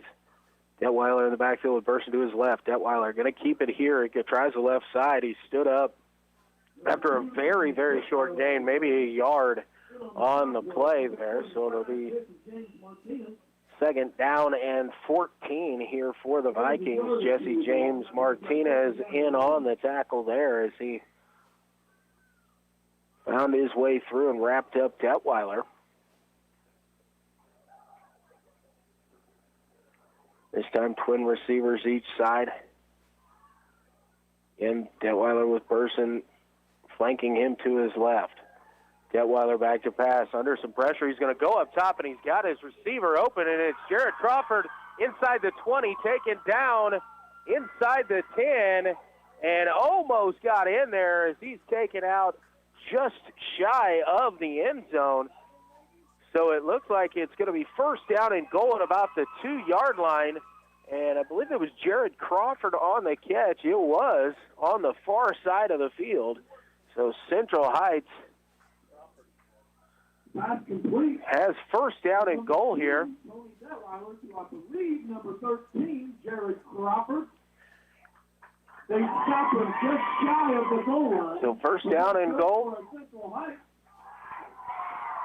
First down and My goal. angle can't quite tell me if it's down at the 2 or maybe the 1, but it is first down and goal here. Central Heights knocking on the door. They're going to come in with a tight bunch formation. Receivers stacked on the end of the line. Detweiler going to go under center. He's going to turn, give to Burson, but a big push up front by Wes Franklin as they're going to stop Brady Burson in the backfield for no gain, maybe a loss of a yard. So it's second down and goal, and this time out to about the 5-yard line. So it's really a loss of about 2, maybe 3 yards on the play. A host of Falcons able to get through the line quickly there. So Twins to the right, trips to the left. Detweiler all by himself. He's going to take the snap, roll to his right, flips it out to Newell. Newell trying to break a tackle. He dives forward, and he is in. Touchdown, Central Heights. Coy Newell punches it in on the pass.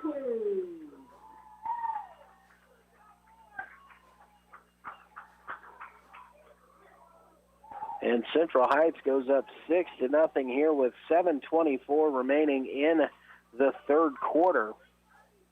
Our first score of the ball game. And Tyler Calvert coming in to attempt the extra point.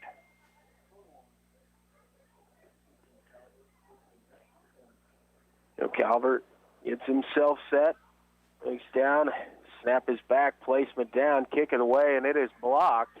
And so no good. So the score is Central Heights 6 and West Franklin 0. We'll keep it right here through this. So the big play on the drive was a long pass from Tony Detweiler down to Jared Crawford. Crawford caught it at about the 10 and able to keep himself in bounds, falling forward, pushed out of bounds at about the 2. Central Heights lost 3 yards on first and goal, but then a little wide receiver flare pass, a little skip out to Coy Newell, and he was able to fight through a couple of would-be Falcon tacklers to get into the end zone. And Central Heights has the 6-0 lead. So we've got a score now here at Central Heights. It's the Vikings 6 and West Franklin 0. And Central Heights will kick off from the north to the south, right to left in front of me.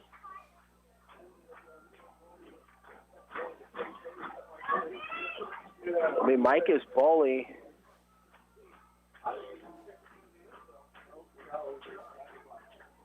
Caleb McKenzie back deep here for West Franklin. Dustin Burns also back deep here. So McKenzie and Burns now are the 2 deep men. Calvert kicks it away. This time we'll kick it deep, taken by McKenzie at the 20. Got across the 25-30 until he's tripped up there as he goes down just across the 30 at the 31-yard line.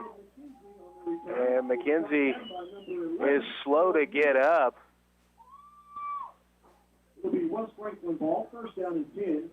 And we've got a injury timeout here on the field. Caleb McKenzie is down and is injured. So we're going to take a couple minutes here and take a break as we get this sorted out. You're listening to the KOFO.com High School Game of the Week. From here at Central Heights, I am Luke Queen, KOFO Sports. Parenting doesn't come with a manual, so if you are currently raising children, you no doubt could use a little help. Whether you have a child who is potty training, a strong-willed 5-year-old, colicky newborn, or a rebellious teen, Life Care Center of Ottawa offers free parenting education to any parent of any age child. Not only that, while you are learning, you are also earning the resources you need to help care for your children, all at no cost to you. Call us today at 785-242-4500 to start becoming the mom or dad you were designed to be. You don't need to be elected to shape the future of your community. You just need to be someone who cares about your community. By being counted in the 2020 census, you will help inform funding for local school programs, emergency services, and roads in your community. It only takes a few minutes, but the impact will be felt for years. The census only occurs once every 10 years. Don't miss your chance to make a difference. Learn more at kansascounts.org. Brought to you by the League of Kansas Municipalities and this radio station. Kansans with disabilities and senior citizens are 3 times more likely to be crime victims. If you are a Kansas senior citizen or a Kansan with a disability and you are a crime victim, contact the Disability Rights Center of Kansas at 877-776-1541. We may be able to help you with your civil legal matter. Contact us at 877-776-1541 or drckansas.org. Once again, if you are a Kansas senior or a Kansan with a disability who is a crime victim, contact the Disability Rights Center of Kansas at 877-776-1541 or drckansas.org. We may be able to help you with your civil legal matter. The content of this radio ad is sponsored by the Disability Rights Center of Kansas and this station. It is supported by a VOCA grant awarded through the Federal Office for Victims of Crime as administered by the Kansas Governor's Grants Program. It does not necessarily reflect the views of the Office of the Kansas Governor or the U.S. Department of Justice. And back here at Central Heights High School, 7:19 remaining here in the third quarter, 6-0 Central Heights. Caleb McKenzie went down awkwardly as he slipped there on the kick return at the 31-yard line. Up and walking off with just a little bit of assistance here from West Franklin coach, but looked a little odd there. Hopefully it isn't something that's going to keep Caleb out for very long. A good return of about 15 yards there. It'll be first down and 10 at the 31-yard line here for West Franklin. A couple other halftime scores from around the area. Anderson County, who we will have next week against Wellsville, up on Parsons at the half, 21-6. Going to continue to try and locate local games in another game that in the Flint Hills League is Mission Valley 21 and Wabaunsee 20 at halftime. Getting ready for action here as West Franklin goes under center. Burns in motion. McCullough going to fake the give, going to keep it himself. Now pitches it out wide. Hauer going along the left side. He's got good yardage there. Able to dive forward. Looks like he's going to have enough there. About 10 yards, maybe 11. Going to be close. And it is going to be good enough for a Falcon first down. A nice run there on the option to Hauer as he was able to turn up the left side and get 11 yards there for the first down. So the ball at the 42-yard line of West Franklin. Falcons trailing 6-0 here midway through the third quarter. Falcons come to the line of scrimmage. Like McCullough back under center this series. And a ball on the ground. McCullough could not handle the snap from center, but he's able to fall on it. Right at the line of scrimmage. Maybe a loss of about a half a yard on the play, maybe a full yard. Second down, and we'll call it 11. I'm not sure if it's a full 11 yards, more about 10 and a half, but in the Falcons being very deliberate in their play calls. McCullough jogs over to the sideline, gets the play call in from his coach, and relays it back to his team. Iola at halftime up on Osawatomie by a score of 6-0 in another local game. Falcons come to the line. Single receiver split wide each side. This time a pass to Wise is over his head.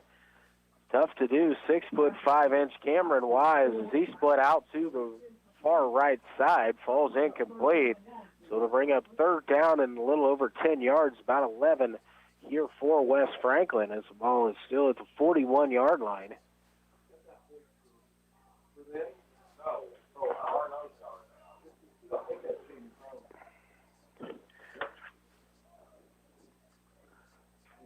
West Franklin awaiting the play call coming in from the sideline here.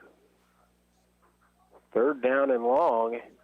And now a timeout going to be called here by West Franklin. Their first charge timeout of the second half. It's a 60-second timeout. We're going to go ahead and keep it right here. Again, West Franklin trailing Central Heights, 5:39 remaining here in the third quarter by a score of 6-0. It was 0-0 at the half. Central Heights with one big pass play on their last drive, set them up inside the 5, and then a quick flip out to Coy Newell, who was able to fight it across the goal line for the 6. Extra point was no good as the kick was blocked. So that's where we are here in Richmond at Central Heights High School. A big third down play here. They're just outside the 40, maybe the 41-yard line. So third down and 11 coming up here for West Franklin. Falcons still huddled up over by their coaching staff. Now we'll run out to the line of scrimmage. Single receiver split wide to the right. McCullough going to go under center. He's got Wise deep behind him in the backfield. Now McCullough making sure he's got all of his players in the right position. They need to snap the football, or they're going to have to use another timeout here. McCullough under center now.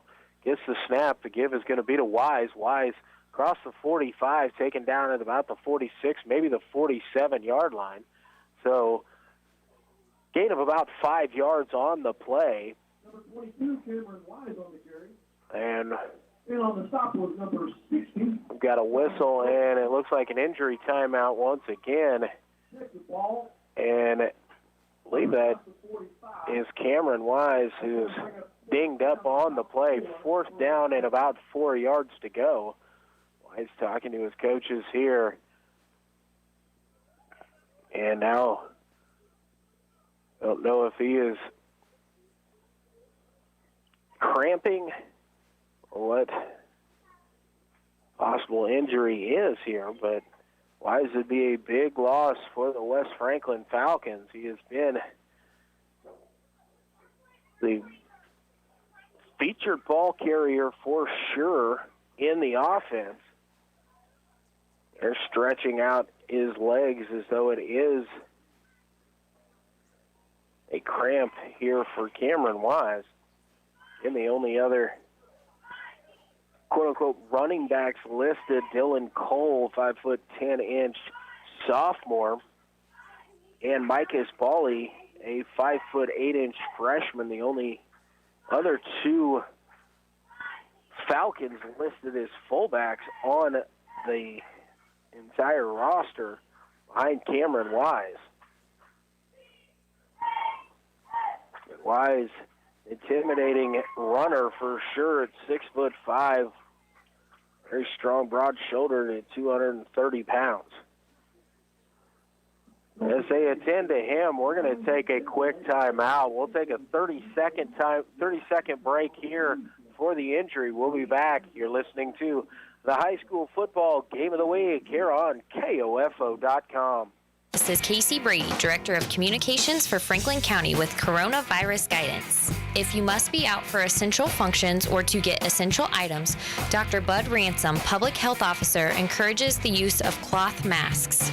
Masks are important to protect those around you.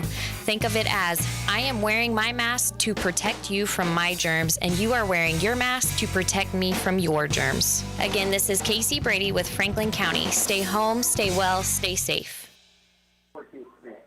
And back here at Central Heights High School, again, Vikings 6 and West Franklin Falcons nothing. Cameron Wise, the stalwart running back there for West Franklin, is currently being tended to at about midfield. It's going to be 4th down and maybe 4 yards here for West Franklin. A couple other scores from the area in the third quarter: Spring Hill 14, Lewisburg 8. At halftime in Ottawa, it is Piper 41 and Ottawa 0. And Burlington up on Wellsville 22-0 at the half. We're midway through the third quarter here. Central Heights 6 and West Franklin 0. After the injury timeout, we'll see on this 4th down play, West Franklin is going to punt it away, or if they're going to go for it, looks like they're coming up to the line to go for it here. Go under center.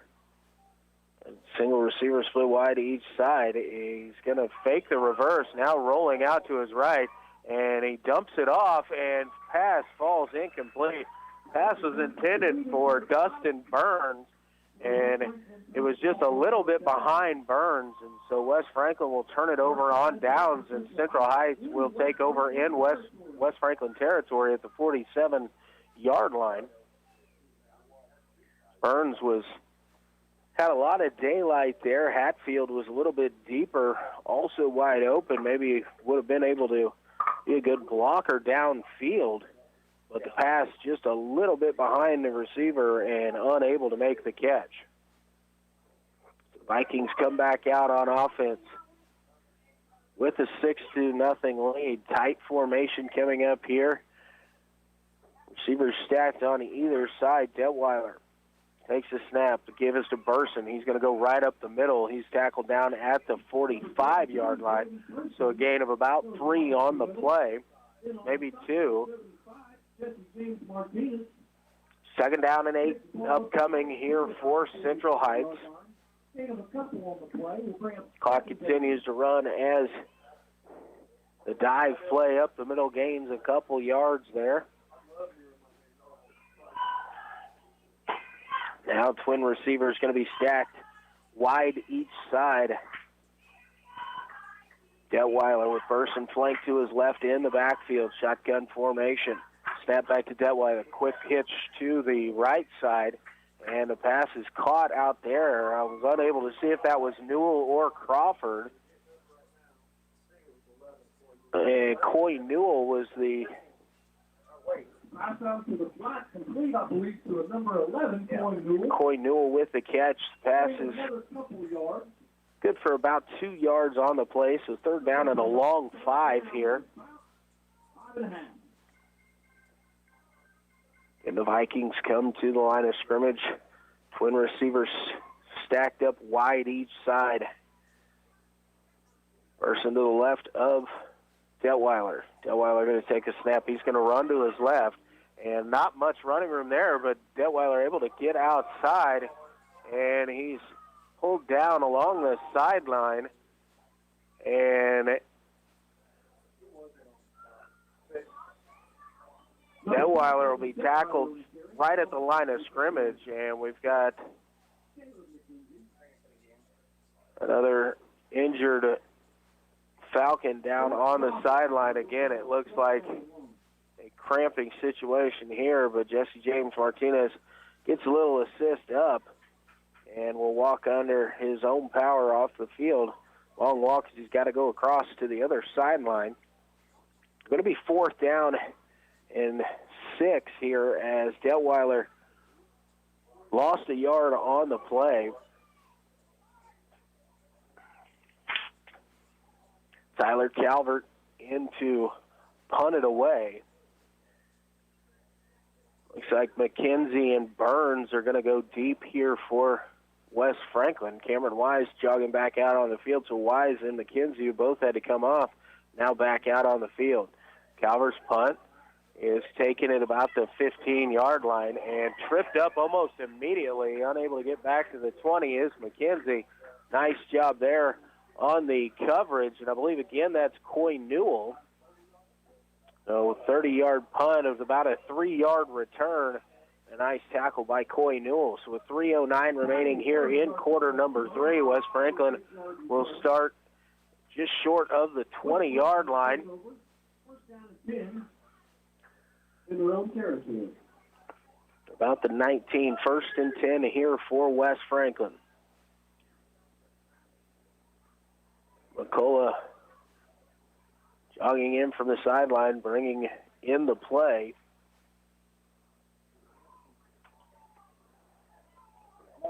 West Franklin signaling to the sideline they're missing someone out there.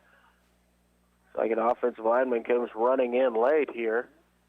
Falcons coming up to the line of scrimmage. McCullough under center, Wise in the backfield behind him. The give going to be to Cameron Wise, going to try the left side. He breaks one tackle. He's into the secondary, able to get 5, maybe 6 on the carry. So good run there on first down from Cameron Wise. About 6 yards, so bring up second down and about 4, long 4.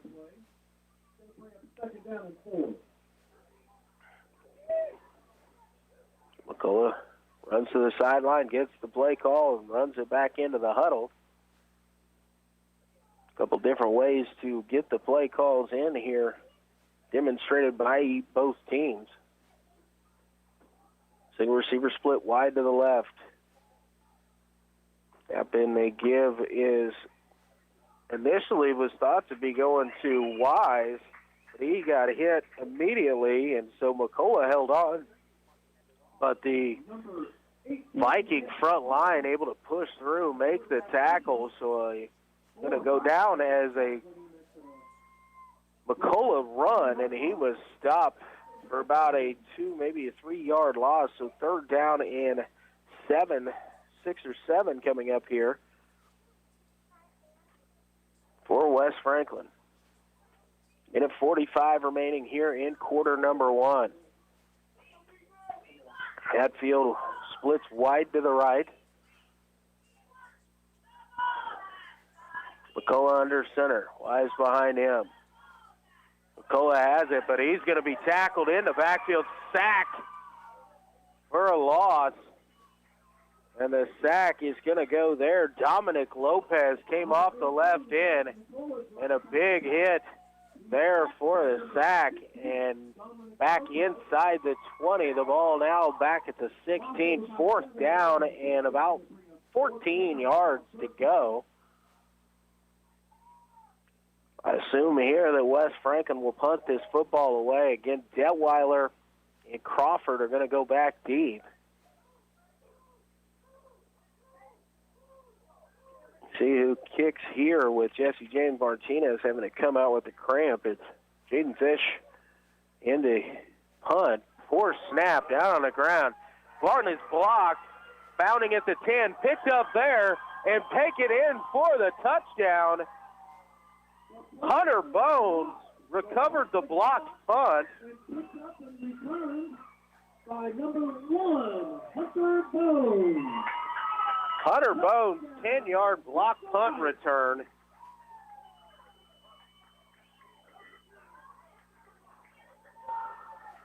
With 32 seconds remaining here in the third, it's now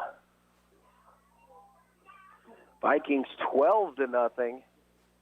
Again, Tyler Calvert going to come out and attempt the extra point. So a poor snap. Fish picked it up and tried to get the kick away, which is what the punter is supposed to do, but it was blocked. Snap is back, kick is up, and again, it is blocked. And so the extra point is no good. But with 32.6 remaining here in the third quarter, Central Heights 12, West Franklin 0.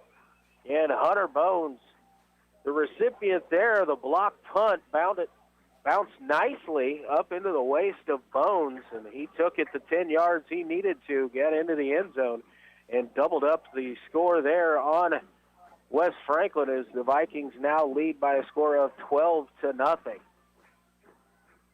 This time the Vikings do it on the defensive end and in special teams.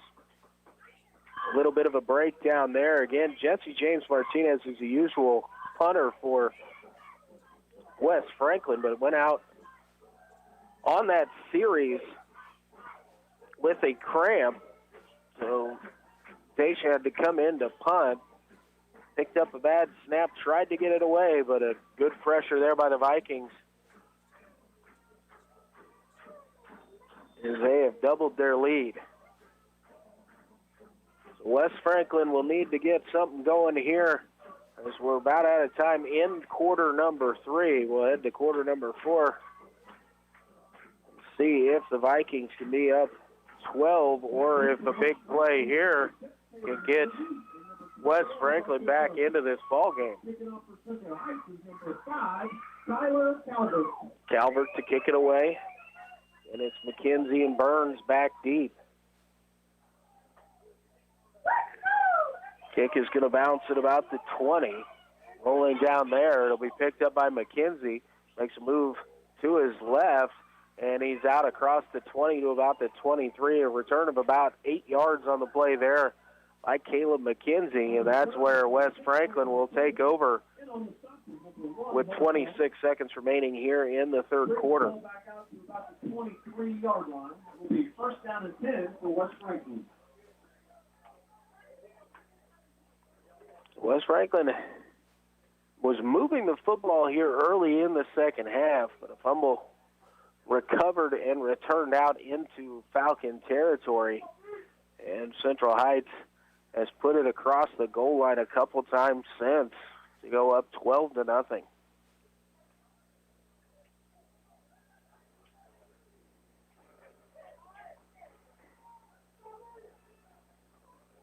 Falcons under center, it's McCullough. He's going to try the right. He gets hit early. He's going to lose about 3 yards on the play back to the 21-yard line. Hit by number 65, Aiden Welch, and number 60, Dominic Lopez. Dominic Lopez and Aiden Welch in on the tackle there. A loss of 2, maybe 3 on the play. Second down and 12 coming up here, and we've reached the end of quarter number 3, so we're going to take a 60-second timeout. with Central Heights leading over West Franklin 12-0. You're listening to the high school game of the week here on KOFO.com. When you have an emergency, who do you call? 911. What do you do if you're unable to speak during your emergency? You text to 911. Franklin County Emergency Communications Center has recently added text to 911 technology as part of the new 911 phone system. Cell phone users can use their phone messaging system to text 911 to contact local dispatch. Phones must have a text or data plan in order to use this service, and phones in roaming mode, text apps, or apps messaging services cannot use this feature. It is important to note, dispatch is unable to determine your location while using this service, so always know your location and include that in your initial text. Remember, if you're able to place a voice call, we're able to help you more quickly. But in the event you are unable to speak, text to 911 will still allow us to get the information we need. Call if you can, text if you can't. For more information, go to kansas911.org or 911.gov. This message has been brought to you by the Franklin County Emergency Communications Center and KOFO. And back here at Central Heights High School, 12 minutes remaining in regulation. It is Central Heights 12 and West Franklin 0. As we get ready for action here in the fourth quarter, it's West Franklin with the football. It's second down and 12 when West Franklin comes out onto the field. Still huddled up on the far side. Central Heights out on the field, ready to go defensively. Quick update on another local score going on. Linden and Osage City in a game in the third quarter. The Linden Tigers up over Osage City 9-7.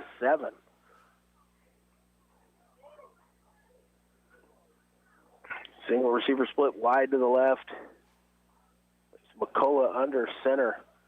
And another fumble, but McCullough picks it up, and he just takes it forward. And a nice job there by McCullough as he turned that negative into a positive. Going to gain about 4, maybe 5 yards, and it's going to be third down and manageable now as it's a long 6, short 7 situation here for West Franklin. A couple times here in the second half, we've had some difficulties with the center quarterback exchange, but that one, McCullough did a nice job picking that ball up and just moving it forward. McCullough takes his snap. He's going to give to Wise, and Wise is stood up and driven back at the line of scrimmage. Excellent work, maybe a gain of 1 on the play. So now it's fourth down and about 4 yards to go. As the ball is right at the 30-yard line. Got to get basically to the 35 for the first down. Under 11 minutes to go here in regulation and trailing by 2 scores. See if West Franklin elects to go for it here as they would get it in, give Central Heights the ball in their own territory with great field position. Tony Detweiler was dropping deep in case of a punt, but it looks like West Franklin's going to go for it. A power formation here. Snap back to McCullough. He's back to pass, and the pass is knocked down. Brady Burson got big there, knocked that down. So will be turnover on downs here by West Franklin, and they're going to take over with the ball at the right at the 30-yard line. So Central Heights with a 2-score lead here and now has the ball 30 yards from pay dirt. They can go up 3 scores if they're able to punch one across here.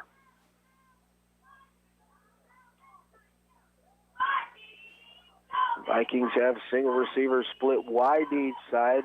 Tight ends both sides, and Detweiler with Burson in the backfield. Detweiler takes a snap. He's going to keep it himself, try the left side.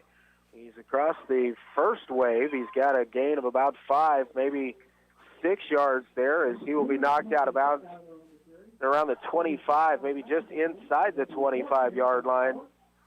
At the 24, Hauer ushered him out of bounds there. Detweiler able to break out of the initial tackle and sprint it out to the outside. Get him inside the 25, so it's going to be a gain of about 7 on the play. Second down and a long 3 here. But in plus territory are the Vikings. And a whistle and a timeout here. It looks like we've got blood on Tony Detweiler, so he's going to have to come to the sideline, get that cleaned up. So checking into the ball game, Trayton Smith jogs on here for Central Heights. And I believe that it's going to put Brady Burson is going to take over as the quarterback on this play.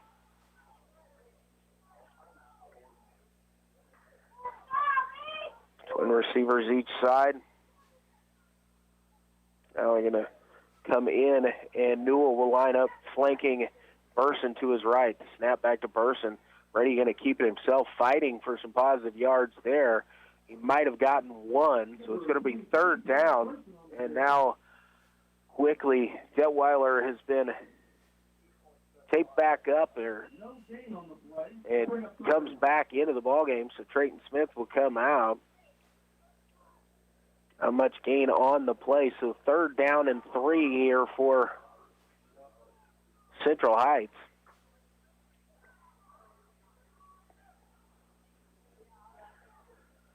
Detweiler alone in the backfield on this play.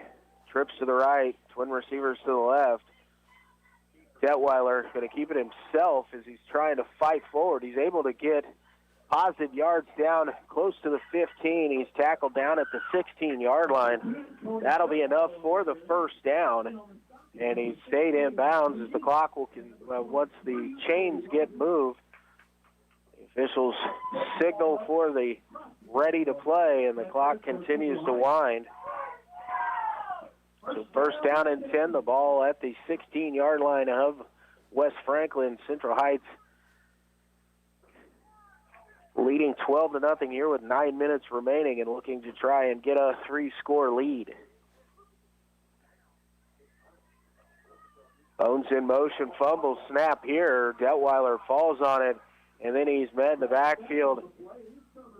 That was Ethan Hatfield that dove in there to cover up Detweiler. So going from first and 10, going to lose about 9 yards on the play. The ball back out to the 25-yard line. So second down, 19 as the ball was from the 16, now out at the 25-yard line. Twin receivers to each side. Burson now on the right side of Detweiler, takes a snap. Quick pass out towards the left flat. Hunter Bones makes the first man miss. He's back to the original line of scrimmage down near the 16-yard line. So it's going to bring up third down and a long 10, maybe 11 here. Pick the ball up close to the original line of scrimmage. Third down and 11. Going to bring up third down and 11. From the 16.5, 17-yard line here for Central Heights.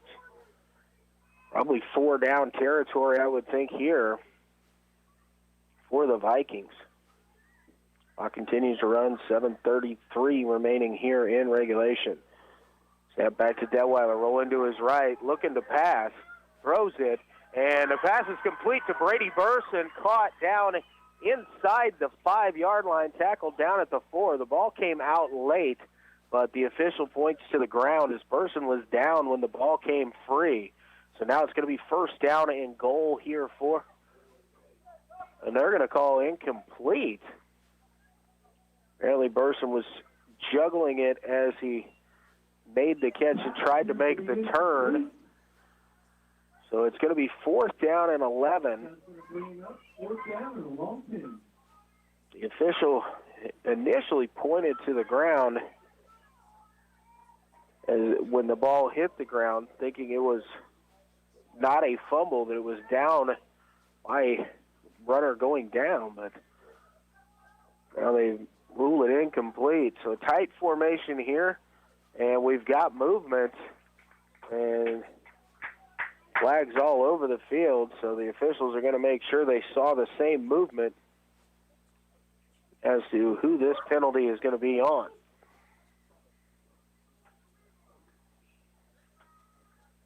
There was a lot of movement up front, and I'll tell you, I could not tell which one it was.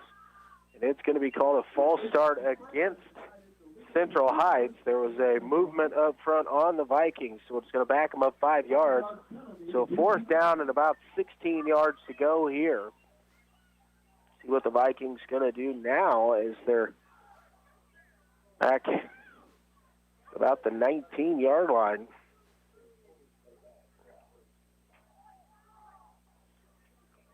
Twin receivers split wide to the right, Burson, and I believe that is Crawford.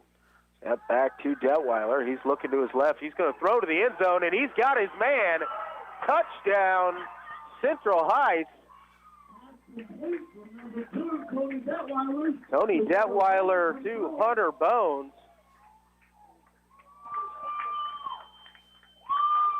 We got a flag down at the end of the play. Touchdown is good, and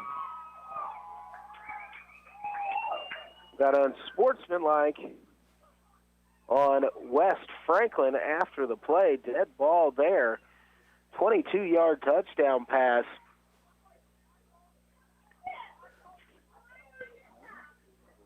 From Detweiler to Bones.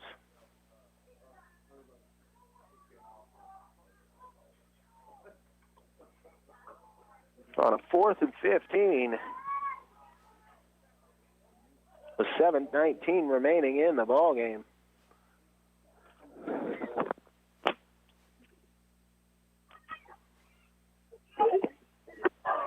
Extra point is this time no good, as the score remains 18-0 Central Heights. The kick was up, but it was wide to the left.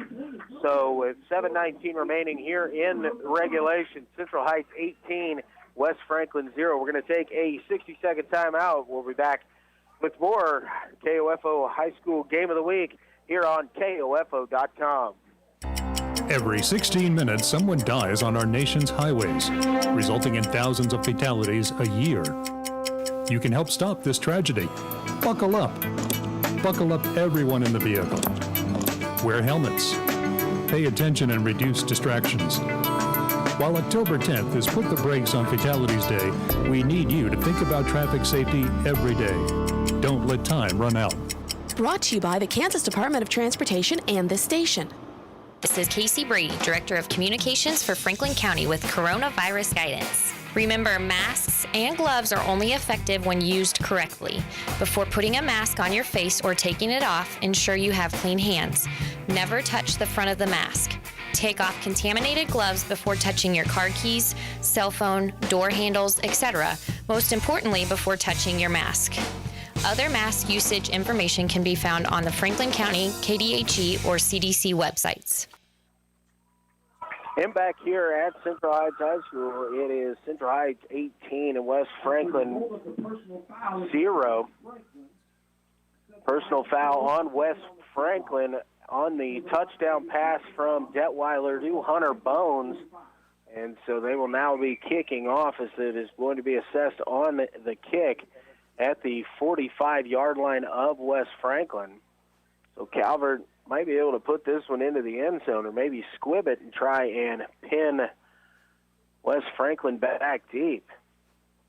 He will kick it away. It'll be bounced down at about the 5. It's picked up there by Burns. Burns in a little bit of trouble, and he squirms out of the first tackle, but now he's going to be dragged down at the 5-yard line.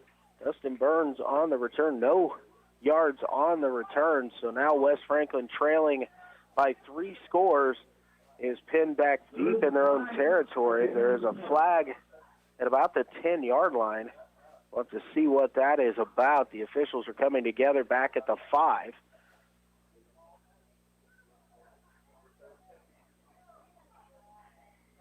Seven minutes, 10 seconds remaining here in Unsportsmanlike against Central Heights. So we'll see what. So that's going to move the ball out to about the 20. I did not see what exactly occurred, but the unsportsmanlike conduct penalty called against Central Heights when they had West Franklin pinned back at the 5-yard line will now start the drive out at the 20. As if this was a touchback situation, so they're up. First down and 10, the ball at the 20-yard line. We'll see if the Falcons get going here. They've got trailing by 3 scores, 18-0, with just 7 minutes and 10 seconds remaining. Need to get something going quickly offensively. Wise deep in the backfield. Howard going in motion. And McCullough will keep it. He's going to gain a yard, maybe 2 on the play. McCullough again having trouble with the exchange. Second down and 8 yards to go here for West Franklin. Clock continues to run here. West Franklin going to have to step on it a little bit quicker here late in this ball game if they're going to want to try and get back into it.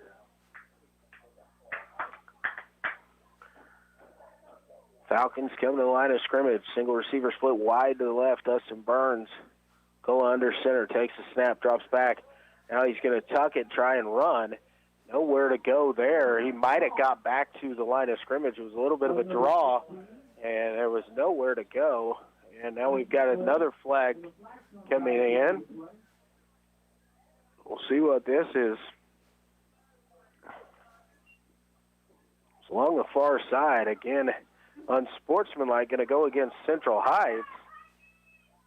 So this is going to move the ball 15 yards from the spot forward. Again, I did not see what that was. If there was a late hit there, it was surprising to me. But it is 15 yards from the spot of the foul, so the ball will actually be moved out now to about the 36-yard line. So West Franklin has first down and 10 at the 36.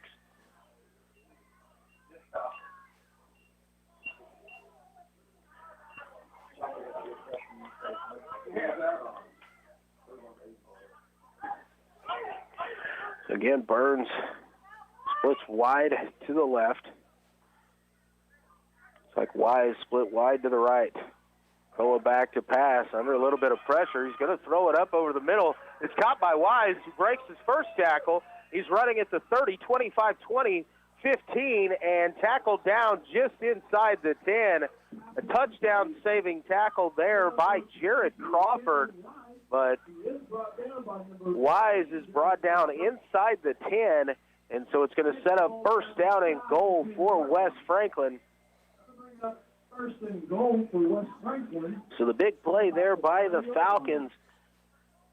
Trail here 18-0, under 5 minutes remaining in regulation. 4:50 on the clock as the clock starts to run here.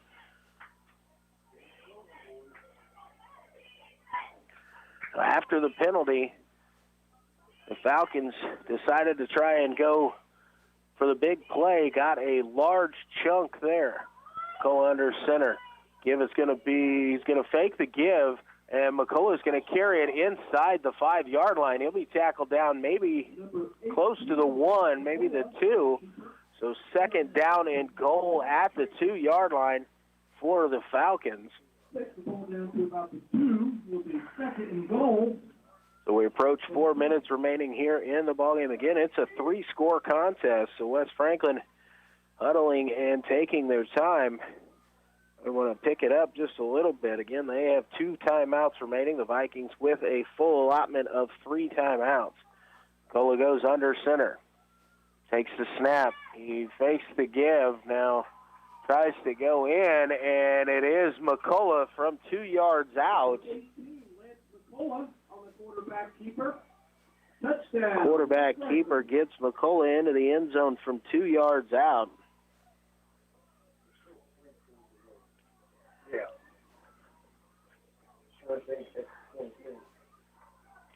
3:48 remaining here in the fourth quarter. West Franklin is now on the board.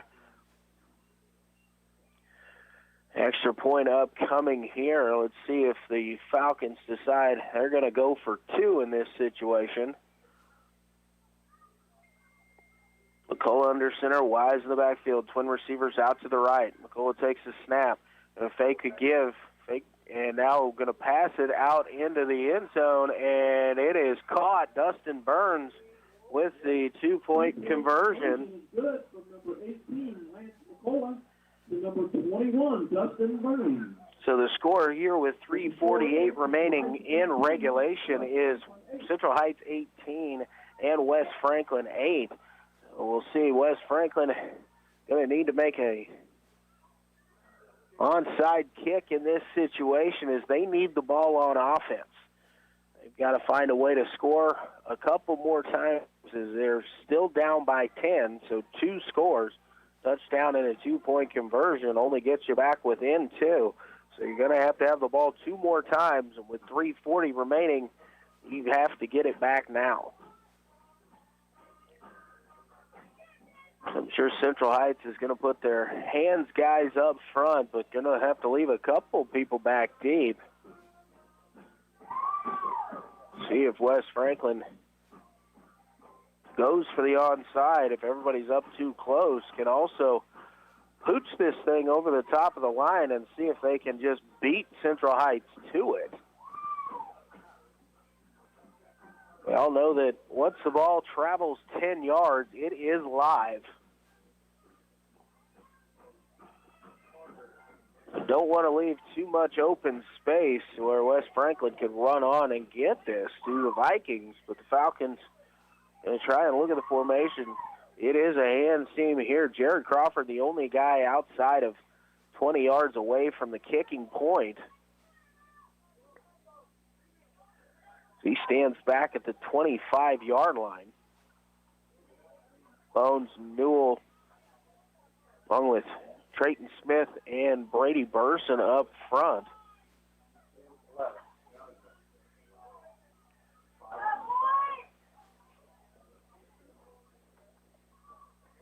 It's like Colton Hoyt is the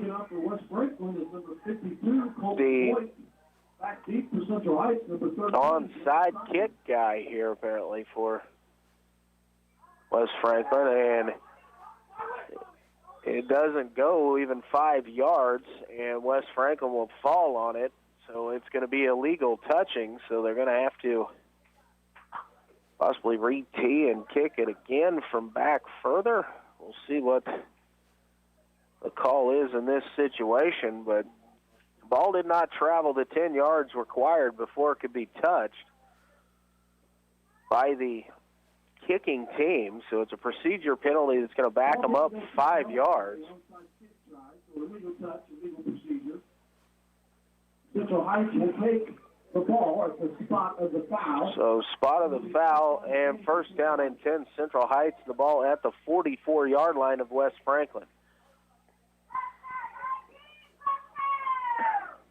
So 3:40 remaining here in regulation. Central Heights 18, West Franklin 8.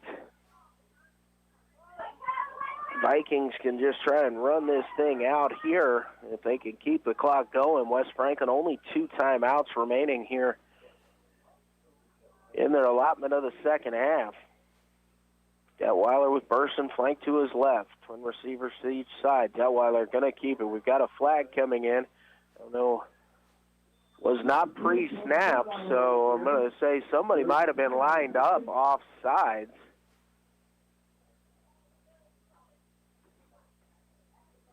Official coming from the near side to talk to the referee. Play gained about 3 yards as it's just short of the 40-yard line.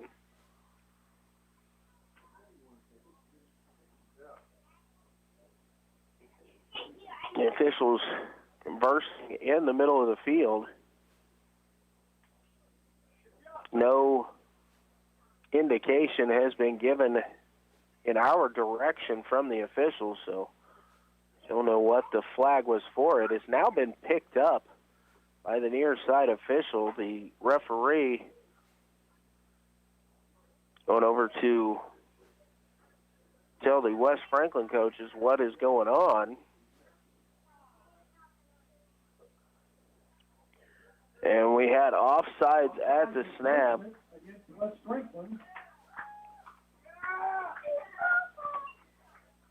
And so Central Heights will take it and I believe take the penalty and get 5 yards, have first down and 5, which puts the ball just inside the 40-yard line. So they'll gain a yard plus a down in this series if they were to take the penalty.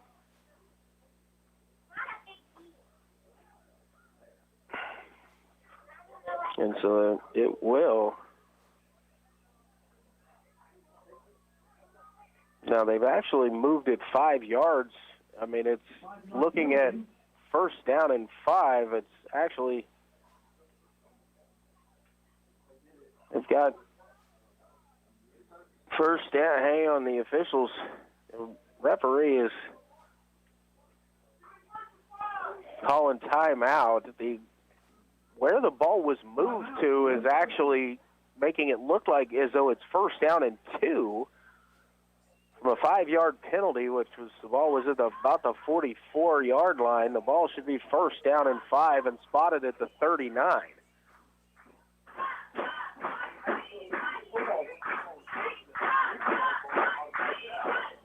I'm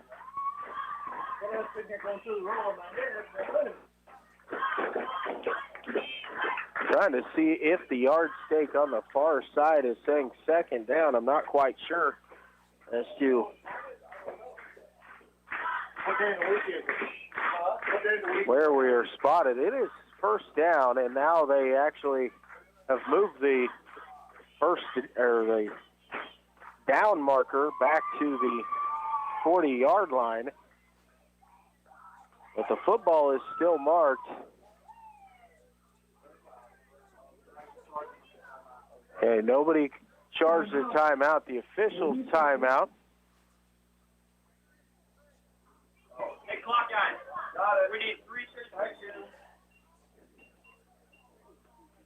So you're going to reset the clock, game clock to 3 minutes and 33 seconds.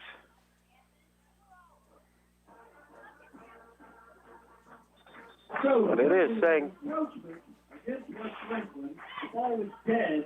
There was a 5-yard penalty. First down and 5. Instead of tacking it on after the play.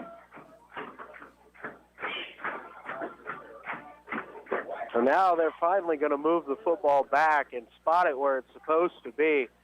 We were very confused up here as the officials were not going to move that football back for the longest time. So it is now first down and 5. The ball just inside the 40-yard line. Got to get it across the 35 to the 34 for the first down. So Weatherly backfield, Newell in motion. Fake handoff to him. Tony's going to keep it himself, driving forward. Gets near the 35. He'll be stopped short at the 36. And now a whistle and a timeout, I believe, going to be called here by West Franklin. We'll take a quick one with them. A 60-second timeout. You're listening to high school football on KOFO.com. Being a teenager is tough. There's the constant pressure to be liked. Endless worrying about college. Cyberbullying, high expectations, all the negativity. There's no question. Being a teenager is tough. And what do Kansas teens do when they want to block out the noise and clear their heads? We play! Yeah! Research shows that teenagers who participate in high school sports have lower stress levels, more confidence, and greater self-esteem. And then there's the biggest benefit of all. High school sports are fun. Not just fun. They're a lot of fun. Encourage your teenagers to participate in a sport or activity when they go to high school. They'll stress less and smile more. And they'll be laying the foundation for a happier, healthier future. This message presented by the Kansas State High School Activities Association and the Kansas Interscholastic Athletic Administrators Association. And back here at Central Heights High School, 3 minutes and 8 seconds remaining here in regulation. Second down and about 3 for Central Heights. They've got the ball at about the 37-yard line. Got to get it across the 35 to the 34 for the first down. The Vikings leading over West Franklin by a score of 18-8 here in week 1 of high school football. Vikings looking to go extend their winning streak to 2 games here against West Franklin. And we've got movement prior to the snap. This time I believe it's going to be false start. Yes, a procedure penalty called against Central Heights, so a 5-yard penalty.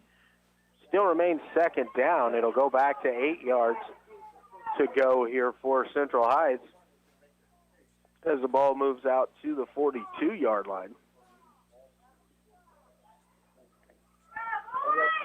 Twin receivers split wide to the right. Person joins him out in the slot. Twins out left for Central Heights. Detweiler in the shotgun formation. Bones in motion. Detweiler takes a snap. He's rolling to his right, looking to pass. Now he's going to tuck it and run.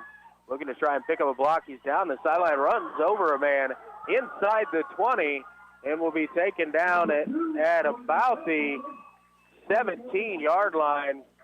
Tony Detweiler running hard and trying to stay in bounds, and does just that. Big run there on second down and 8 by Tony Detweiler. So first down and 10, the ball will be placed at the 17-yard line. A big run there by Tony Detweiler, who, when staying in bounds, lowered that shoulder and got a couple extra yards. And we've got a Falcon down on the field. Gage Flager goes down. He was involved in that tackle, then was going towards the sideline, and then came down on the field. I don't know if it's a cramp. What it was, he was walking and then went down on the field. So an injury timeout here again in Central Heights. After a tough run there by Tony Detweiler. So with 2:54 remaining here in the ball game, Central Heights first down and 10 at the 17-yard line of West Franklin. And a score here really just kind of solidifies it for the Vikings, as they would have, at worst, a 2-score lead. It would make it 24-8. It would take 2 touchdowns and 2 two-point conversions quickly for West Franklin to be able to tie this thing up. Game has been controlled on the ground all night long by Central Heights. A big pass play by West Franklin got him set up before Lance McCullough ran it in from 2 yards out about 45 seconds ago to give West Franklin the score, but Central Heights took over in positive field position and have moved it down inside the red zone to the 17-yard line here.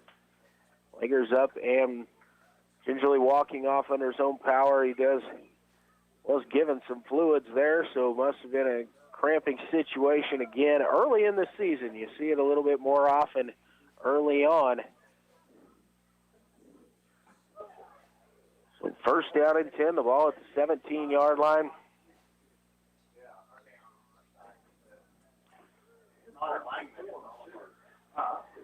So we're going to start the game clock here. Person in the backfield this time with Detweiler. Tight formation all the way around for Central Heights. Bones comes in motion. Detweiler fakes the give. Now he's got some room to the outside, running towards the pylon, and Tony Detweiler cuts it up and in for the touchdown.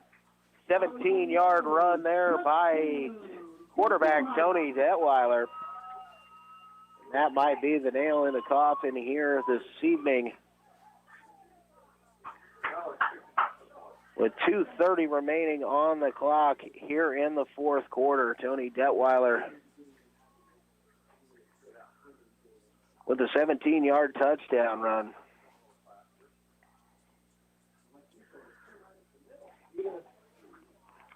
Calvert going to attempt another point after here. Placement's down, the kick is away, and again, it is blocked by West Franklin, so the pick is no good. And the score, Central Heights 24, West Franklin 8, with 2:30 remaining in this ballgame. Again, like I said, it is going to take West Franklin 2 touchdowns and 2 two-point conversions to get back in this, and only 2.5 minutes remaining in the contest. So they have to score quickly, get the onside kick, and will have to score quickly once again. It's been a tough task for the Falcons here so far this evening. Might have to go to the air here in this situation. Tony Detweiler has thrown a couple touchdown passes and then just ran for one. 3 touchdowns out of the hands of Detweiler here this evening. Hunter Bones, a block punt return, and a 22-yard touchdown catch. It was 0-0 at halftime. The 4 second-half touchdowns from Central Heights, 1 for West Franklin, a much more action-packed second half than what we had in the first, and this is more along the lines of what we expected to see between these two schools.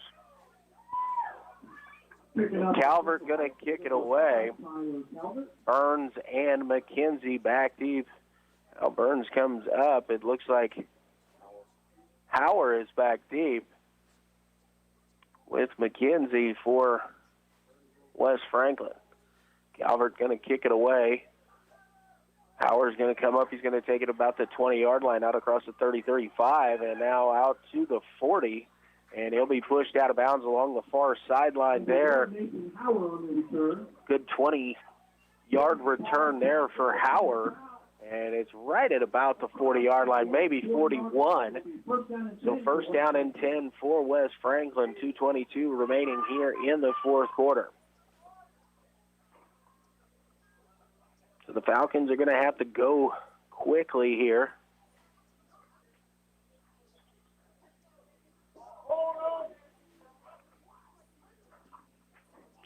$16-point ball game, 2 scores and 2 two-point conversions. Wise going to line up wide to the left here for West Franklin. Snap is down. McCullough drops back. He's going to be flushed from the pocket. He's got a little bit of daylight. And coming up to make the tackle is Tony Detweiler. A nice job there to read the quarterback run. Tony Detweiler coming up from the safety position to knock down McCullough after a gain of about 3 yards on the play. He's going to bring up second down and a long 6. Again, Wise is going to split wide to the left. McCullough under center. Takes the snap, drops back.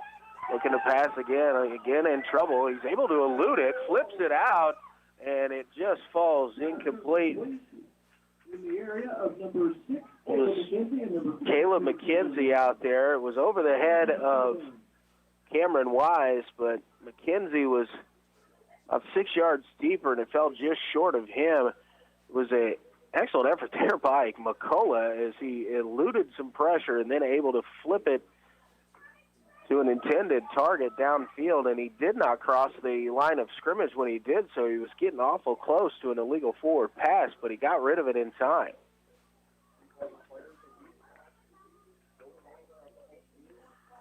So 1:42 remaining, third down and a long 6 here for West Franklin.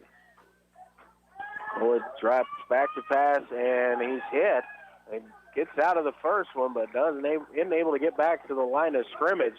And it'll bring up fourth down and 8. And now a timeout will be called here by Central Heights with 1:30 remaining on the clock. Fourth down and a long 7. Central Heights calls a timeout here to make sure they are on the right page here. They don't want to give up a deep one here because, West Franklin down by 16 has to go for it here at this junction of the ball game.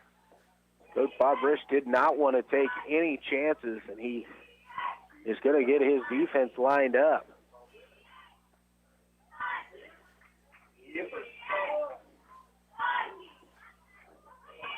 Teams meeting with their coaches here. There might be a little bit of pressure up front, absolutely, by Central Heights, but they just definitely do not want to get beat.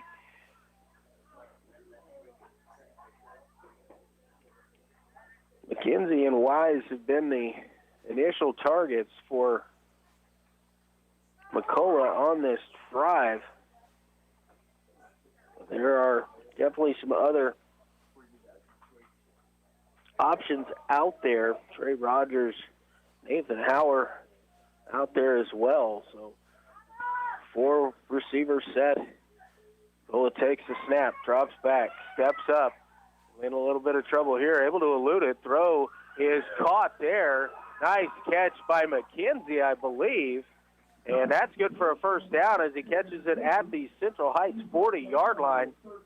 So a good fourth down play there. Again, McCullough was under pressure, able to elude the pressure and step up and throw a strike into the hands of Caleb McKenzie. So first down and 10, the ball at the 40-yard line.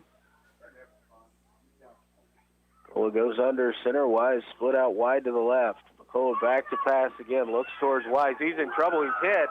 Ball pops loose, but McCullough able to reach out and grab it. And that's a big loss as we go under 50 seconds remaining here. Loss of about 8 yards on the play. Second down and 18 here. So 40 seconds remaining here. Wes Franklin going to come up to the line of scrimmage here. Twin receivers split out to the left side. Cola barks out the signals. He's going to roll to his left, look to throw here. He's going to throw back to his right, looking for Hauer, and the pass is knocked away. Coverage there by Jared Crawford. He might have got a hand in there to knock that one away. It was a tight coverage, but Hauer almost made a tough catch on a difficult throw. So third down and 17, 21 seconds remaining here in the ballgame.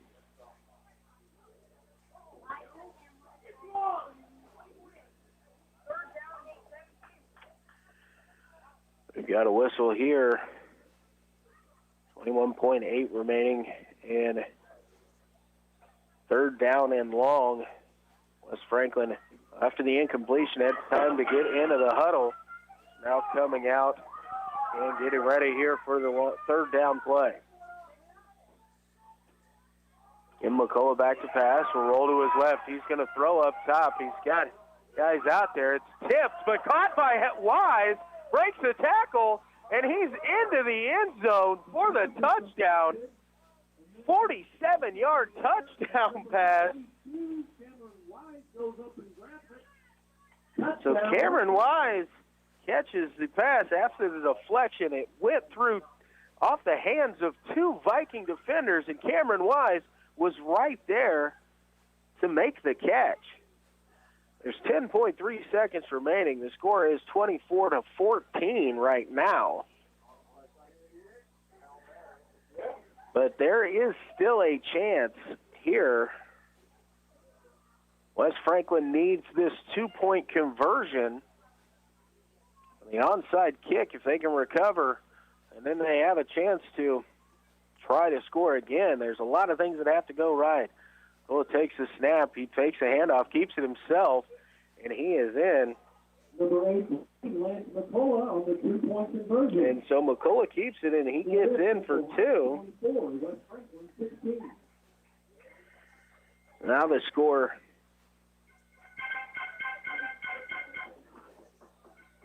is Central Heights 24 and West Franklin 16. West Franklin has to get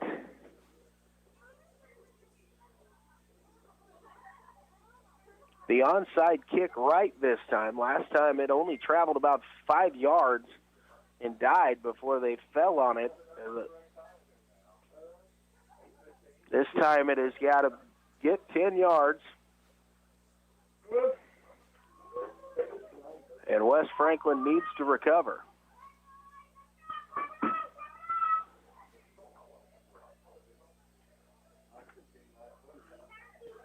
West Franklin, with their 2 two-point conversions, has given them this chance. They were able to punch it in.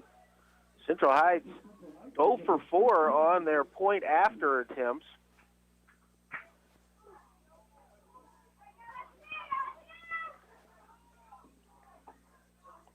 Again, it is Colton Hoyt up to kick this one away. This time he's got to, again, get it 10 yards here. Hans' team is in for the Vikings. This time it goes 10 yards, and Coy Newell is right there to cover it and fall on it.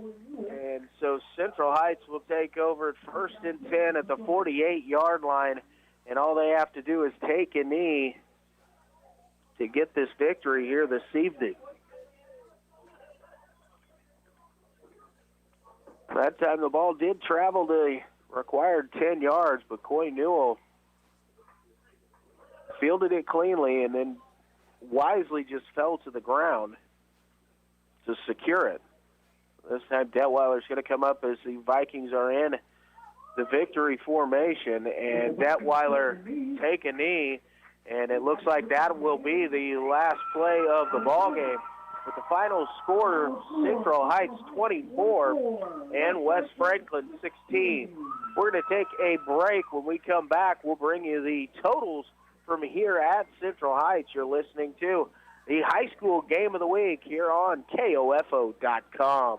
You don't need to be elected to shape the future of your community. You just need to be someone who cares about your community. By being counted in the 2020 census, you will help inform funding for local school programs, emergency services, and roads in your community. It only takes a few minutes, but the impact will be felt for years. The census only occurs once every 10 years. Don't miss your chance to make a difference. Learn more at kansascounts.org. Brought to you by the League of Kansas Municipalities and this radio station. This is Casey Brady, Director of Communications for Franklin County with Coronavirus Guidance. Although we are not seeing positive cases every day, there are asymptomatic carriers walking around in our communities.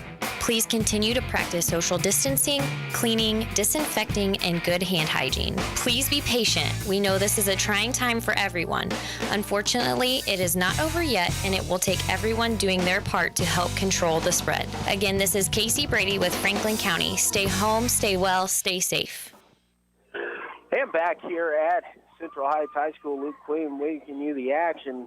Final score from here at Central Heights was the Vikings 24, the West Franklin Falcons 16. It was 0-0 at halftime. Central Heights took an 18-0 lead midway through the fourth quarter as they had two third-quarter touchdowns and a fourth-quarter score. West Franklin cut the lead back down to 10 at 18-8 with 3:48 remaining. Big run by Tony Detweiler to extend the lead out to 24-8, but a 47-yard pass from Lance McCullough to Cameron Wise for a touchdown with 10.3 remaining got West Franklin back within 3, but the onside kick recovered by the Vikings, who were able to run out the time on the clock and come away with the victory. Top players here tonight for West Franklin, quarterback Lance McCullough, 125 yards passing and 1 touchdown. Cameron Wise led the way rushing. He had 78 rushing yards. He also 108 receiving yards and 1 touchdown. So a big night there for Cameron Wise. Tony Detweiler leading the way for Central Heights, both rushing and passing. Detweiler 144 rushing yards, 1 touchdown run, a 17-yarder. Detweiler also threw 2 touchdown passes and had 101 passing yards on the night. Leading receiver for the Vikings was Hunter Bones, 55 receiving yards and a touchdown catch. Bones also returned a blocked punt 10 yards for a Viking score as well. West Franklin had 125 yards passing to Central Heights' 111 rushing yards. 124 rushing yards for West Franklin, 133 for Central Heights. West Franklin had 18 first downs. Central Heights had 17. But there is the story of the game. It is turnover. One turnover by West Franklin, and a fumble recovery by Central Heights returned, and then Central Heights went down and scored. West Franklin came out in the second half, was driving the football, and then a fumble recovered by Central Heights, who went down and then put 6 on the board in the ensuing drive. So that was kind of the tide turner there as Heights got going, again scoring the first 3 touchdowns. Coyd Newell caught a 2-yard touchdown pass from Tony Detweiler with 7:24 remaining in the third quarter. Then Hunter Bones had the block punt return with 32 and a half seconds remaining in the third quarter to go up 12 going into the fourth. Hunter Bones caught a 22-yard pass with 7:19 remaining in the ballgame to go up 18-0 before West Franklin was able to get on the board with a Lance McCullough 2-yard touchdown run. Detweiler broke up a 17-yarder with 2.5 minutes remaining to go back up 16 at 24-8. And then the Cameron Wise touchdown catch with 10.3 remaining in the ballgame, but that was all that it could be here this evening as Central Heights moves to 1-0 on the season with the victory. West Franklin will fall to 0-1. Next week, we'll be back as we will be following the Wellsville Eagles as they travel down to Garnett to take on the Anderson County Bulldogs. I appreciate everybody tuning in tonight on the internet to listen to tonight's broadcast. I hope you continue to follow us along as we follow the local schools around this high school football season. Appreciate, again, Tommy back at the studio getting me in and out of all my breaks and taking good care of me from Central Heights High School for the high school game of the week. I am Luke Queen, KOFO Sports.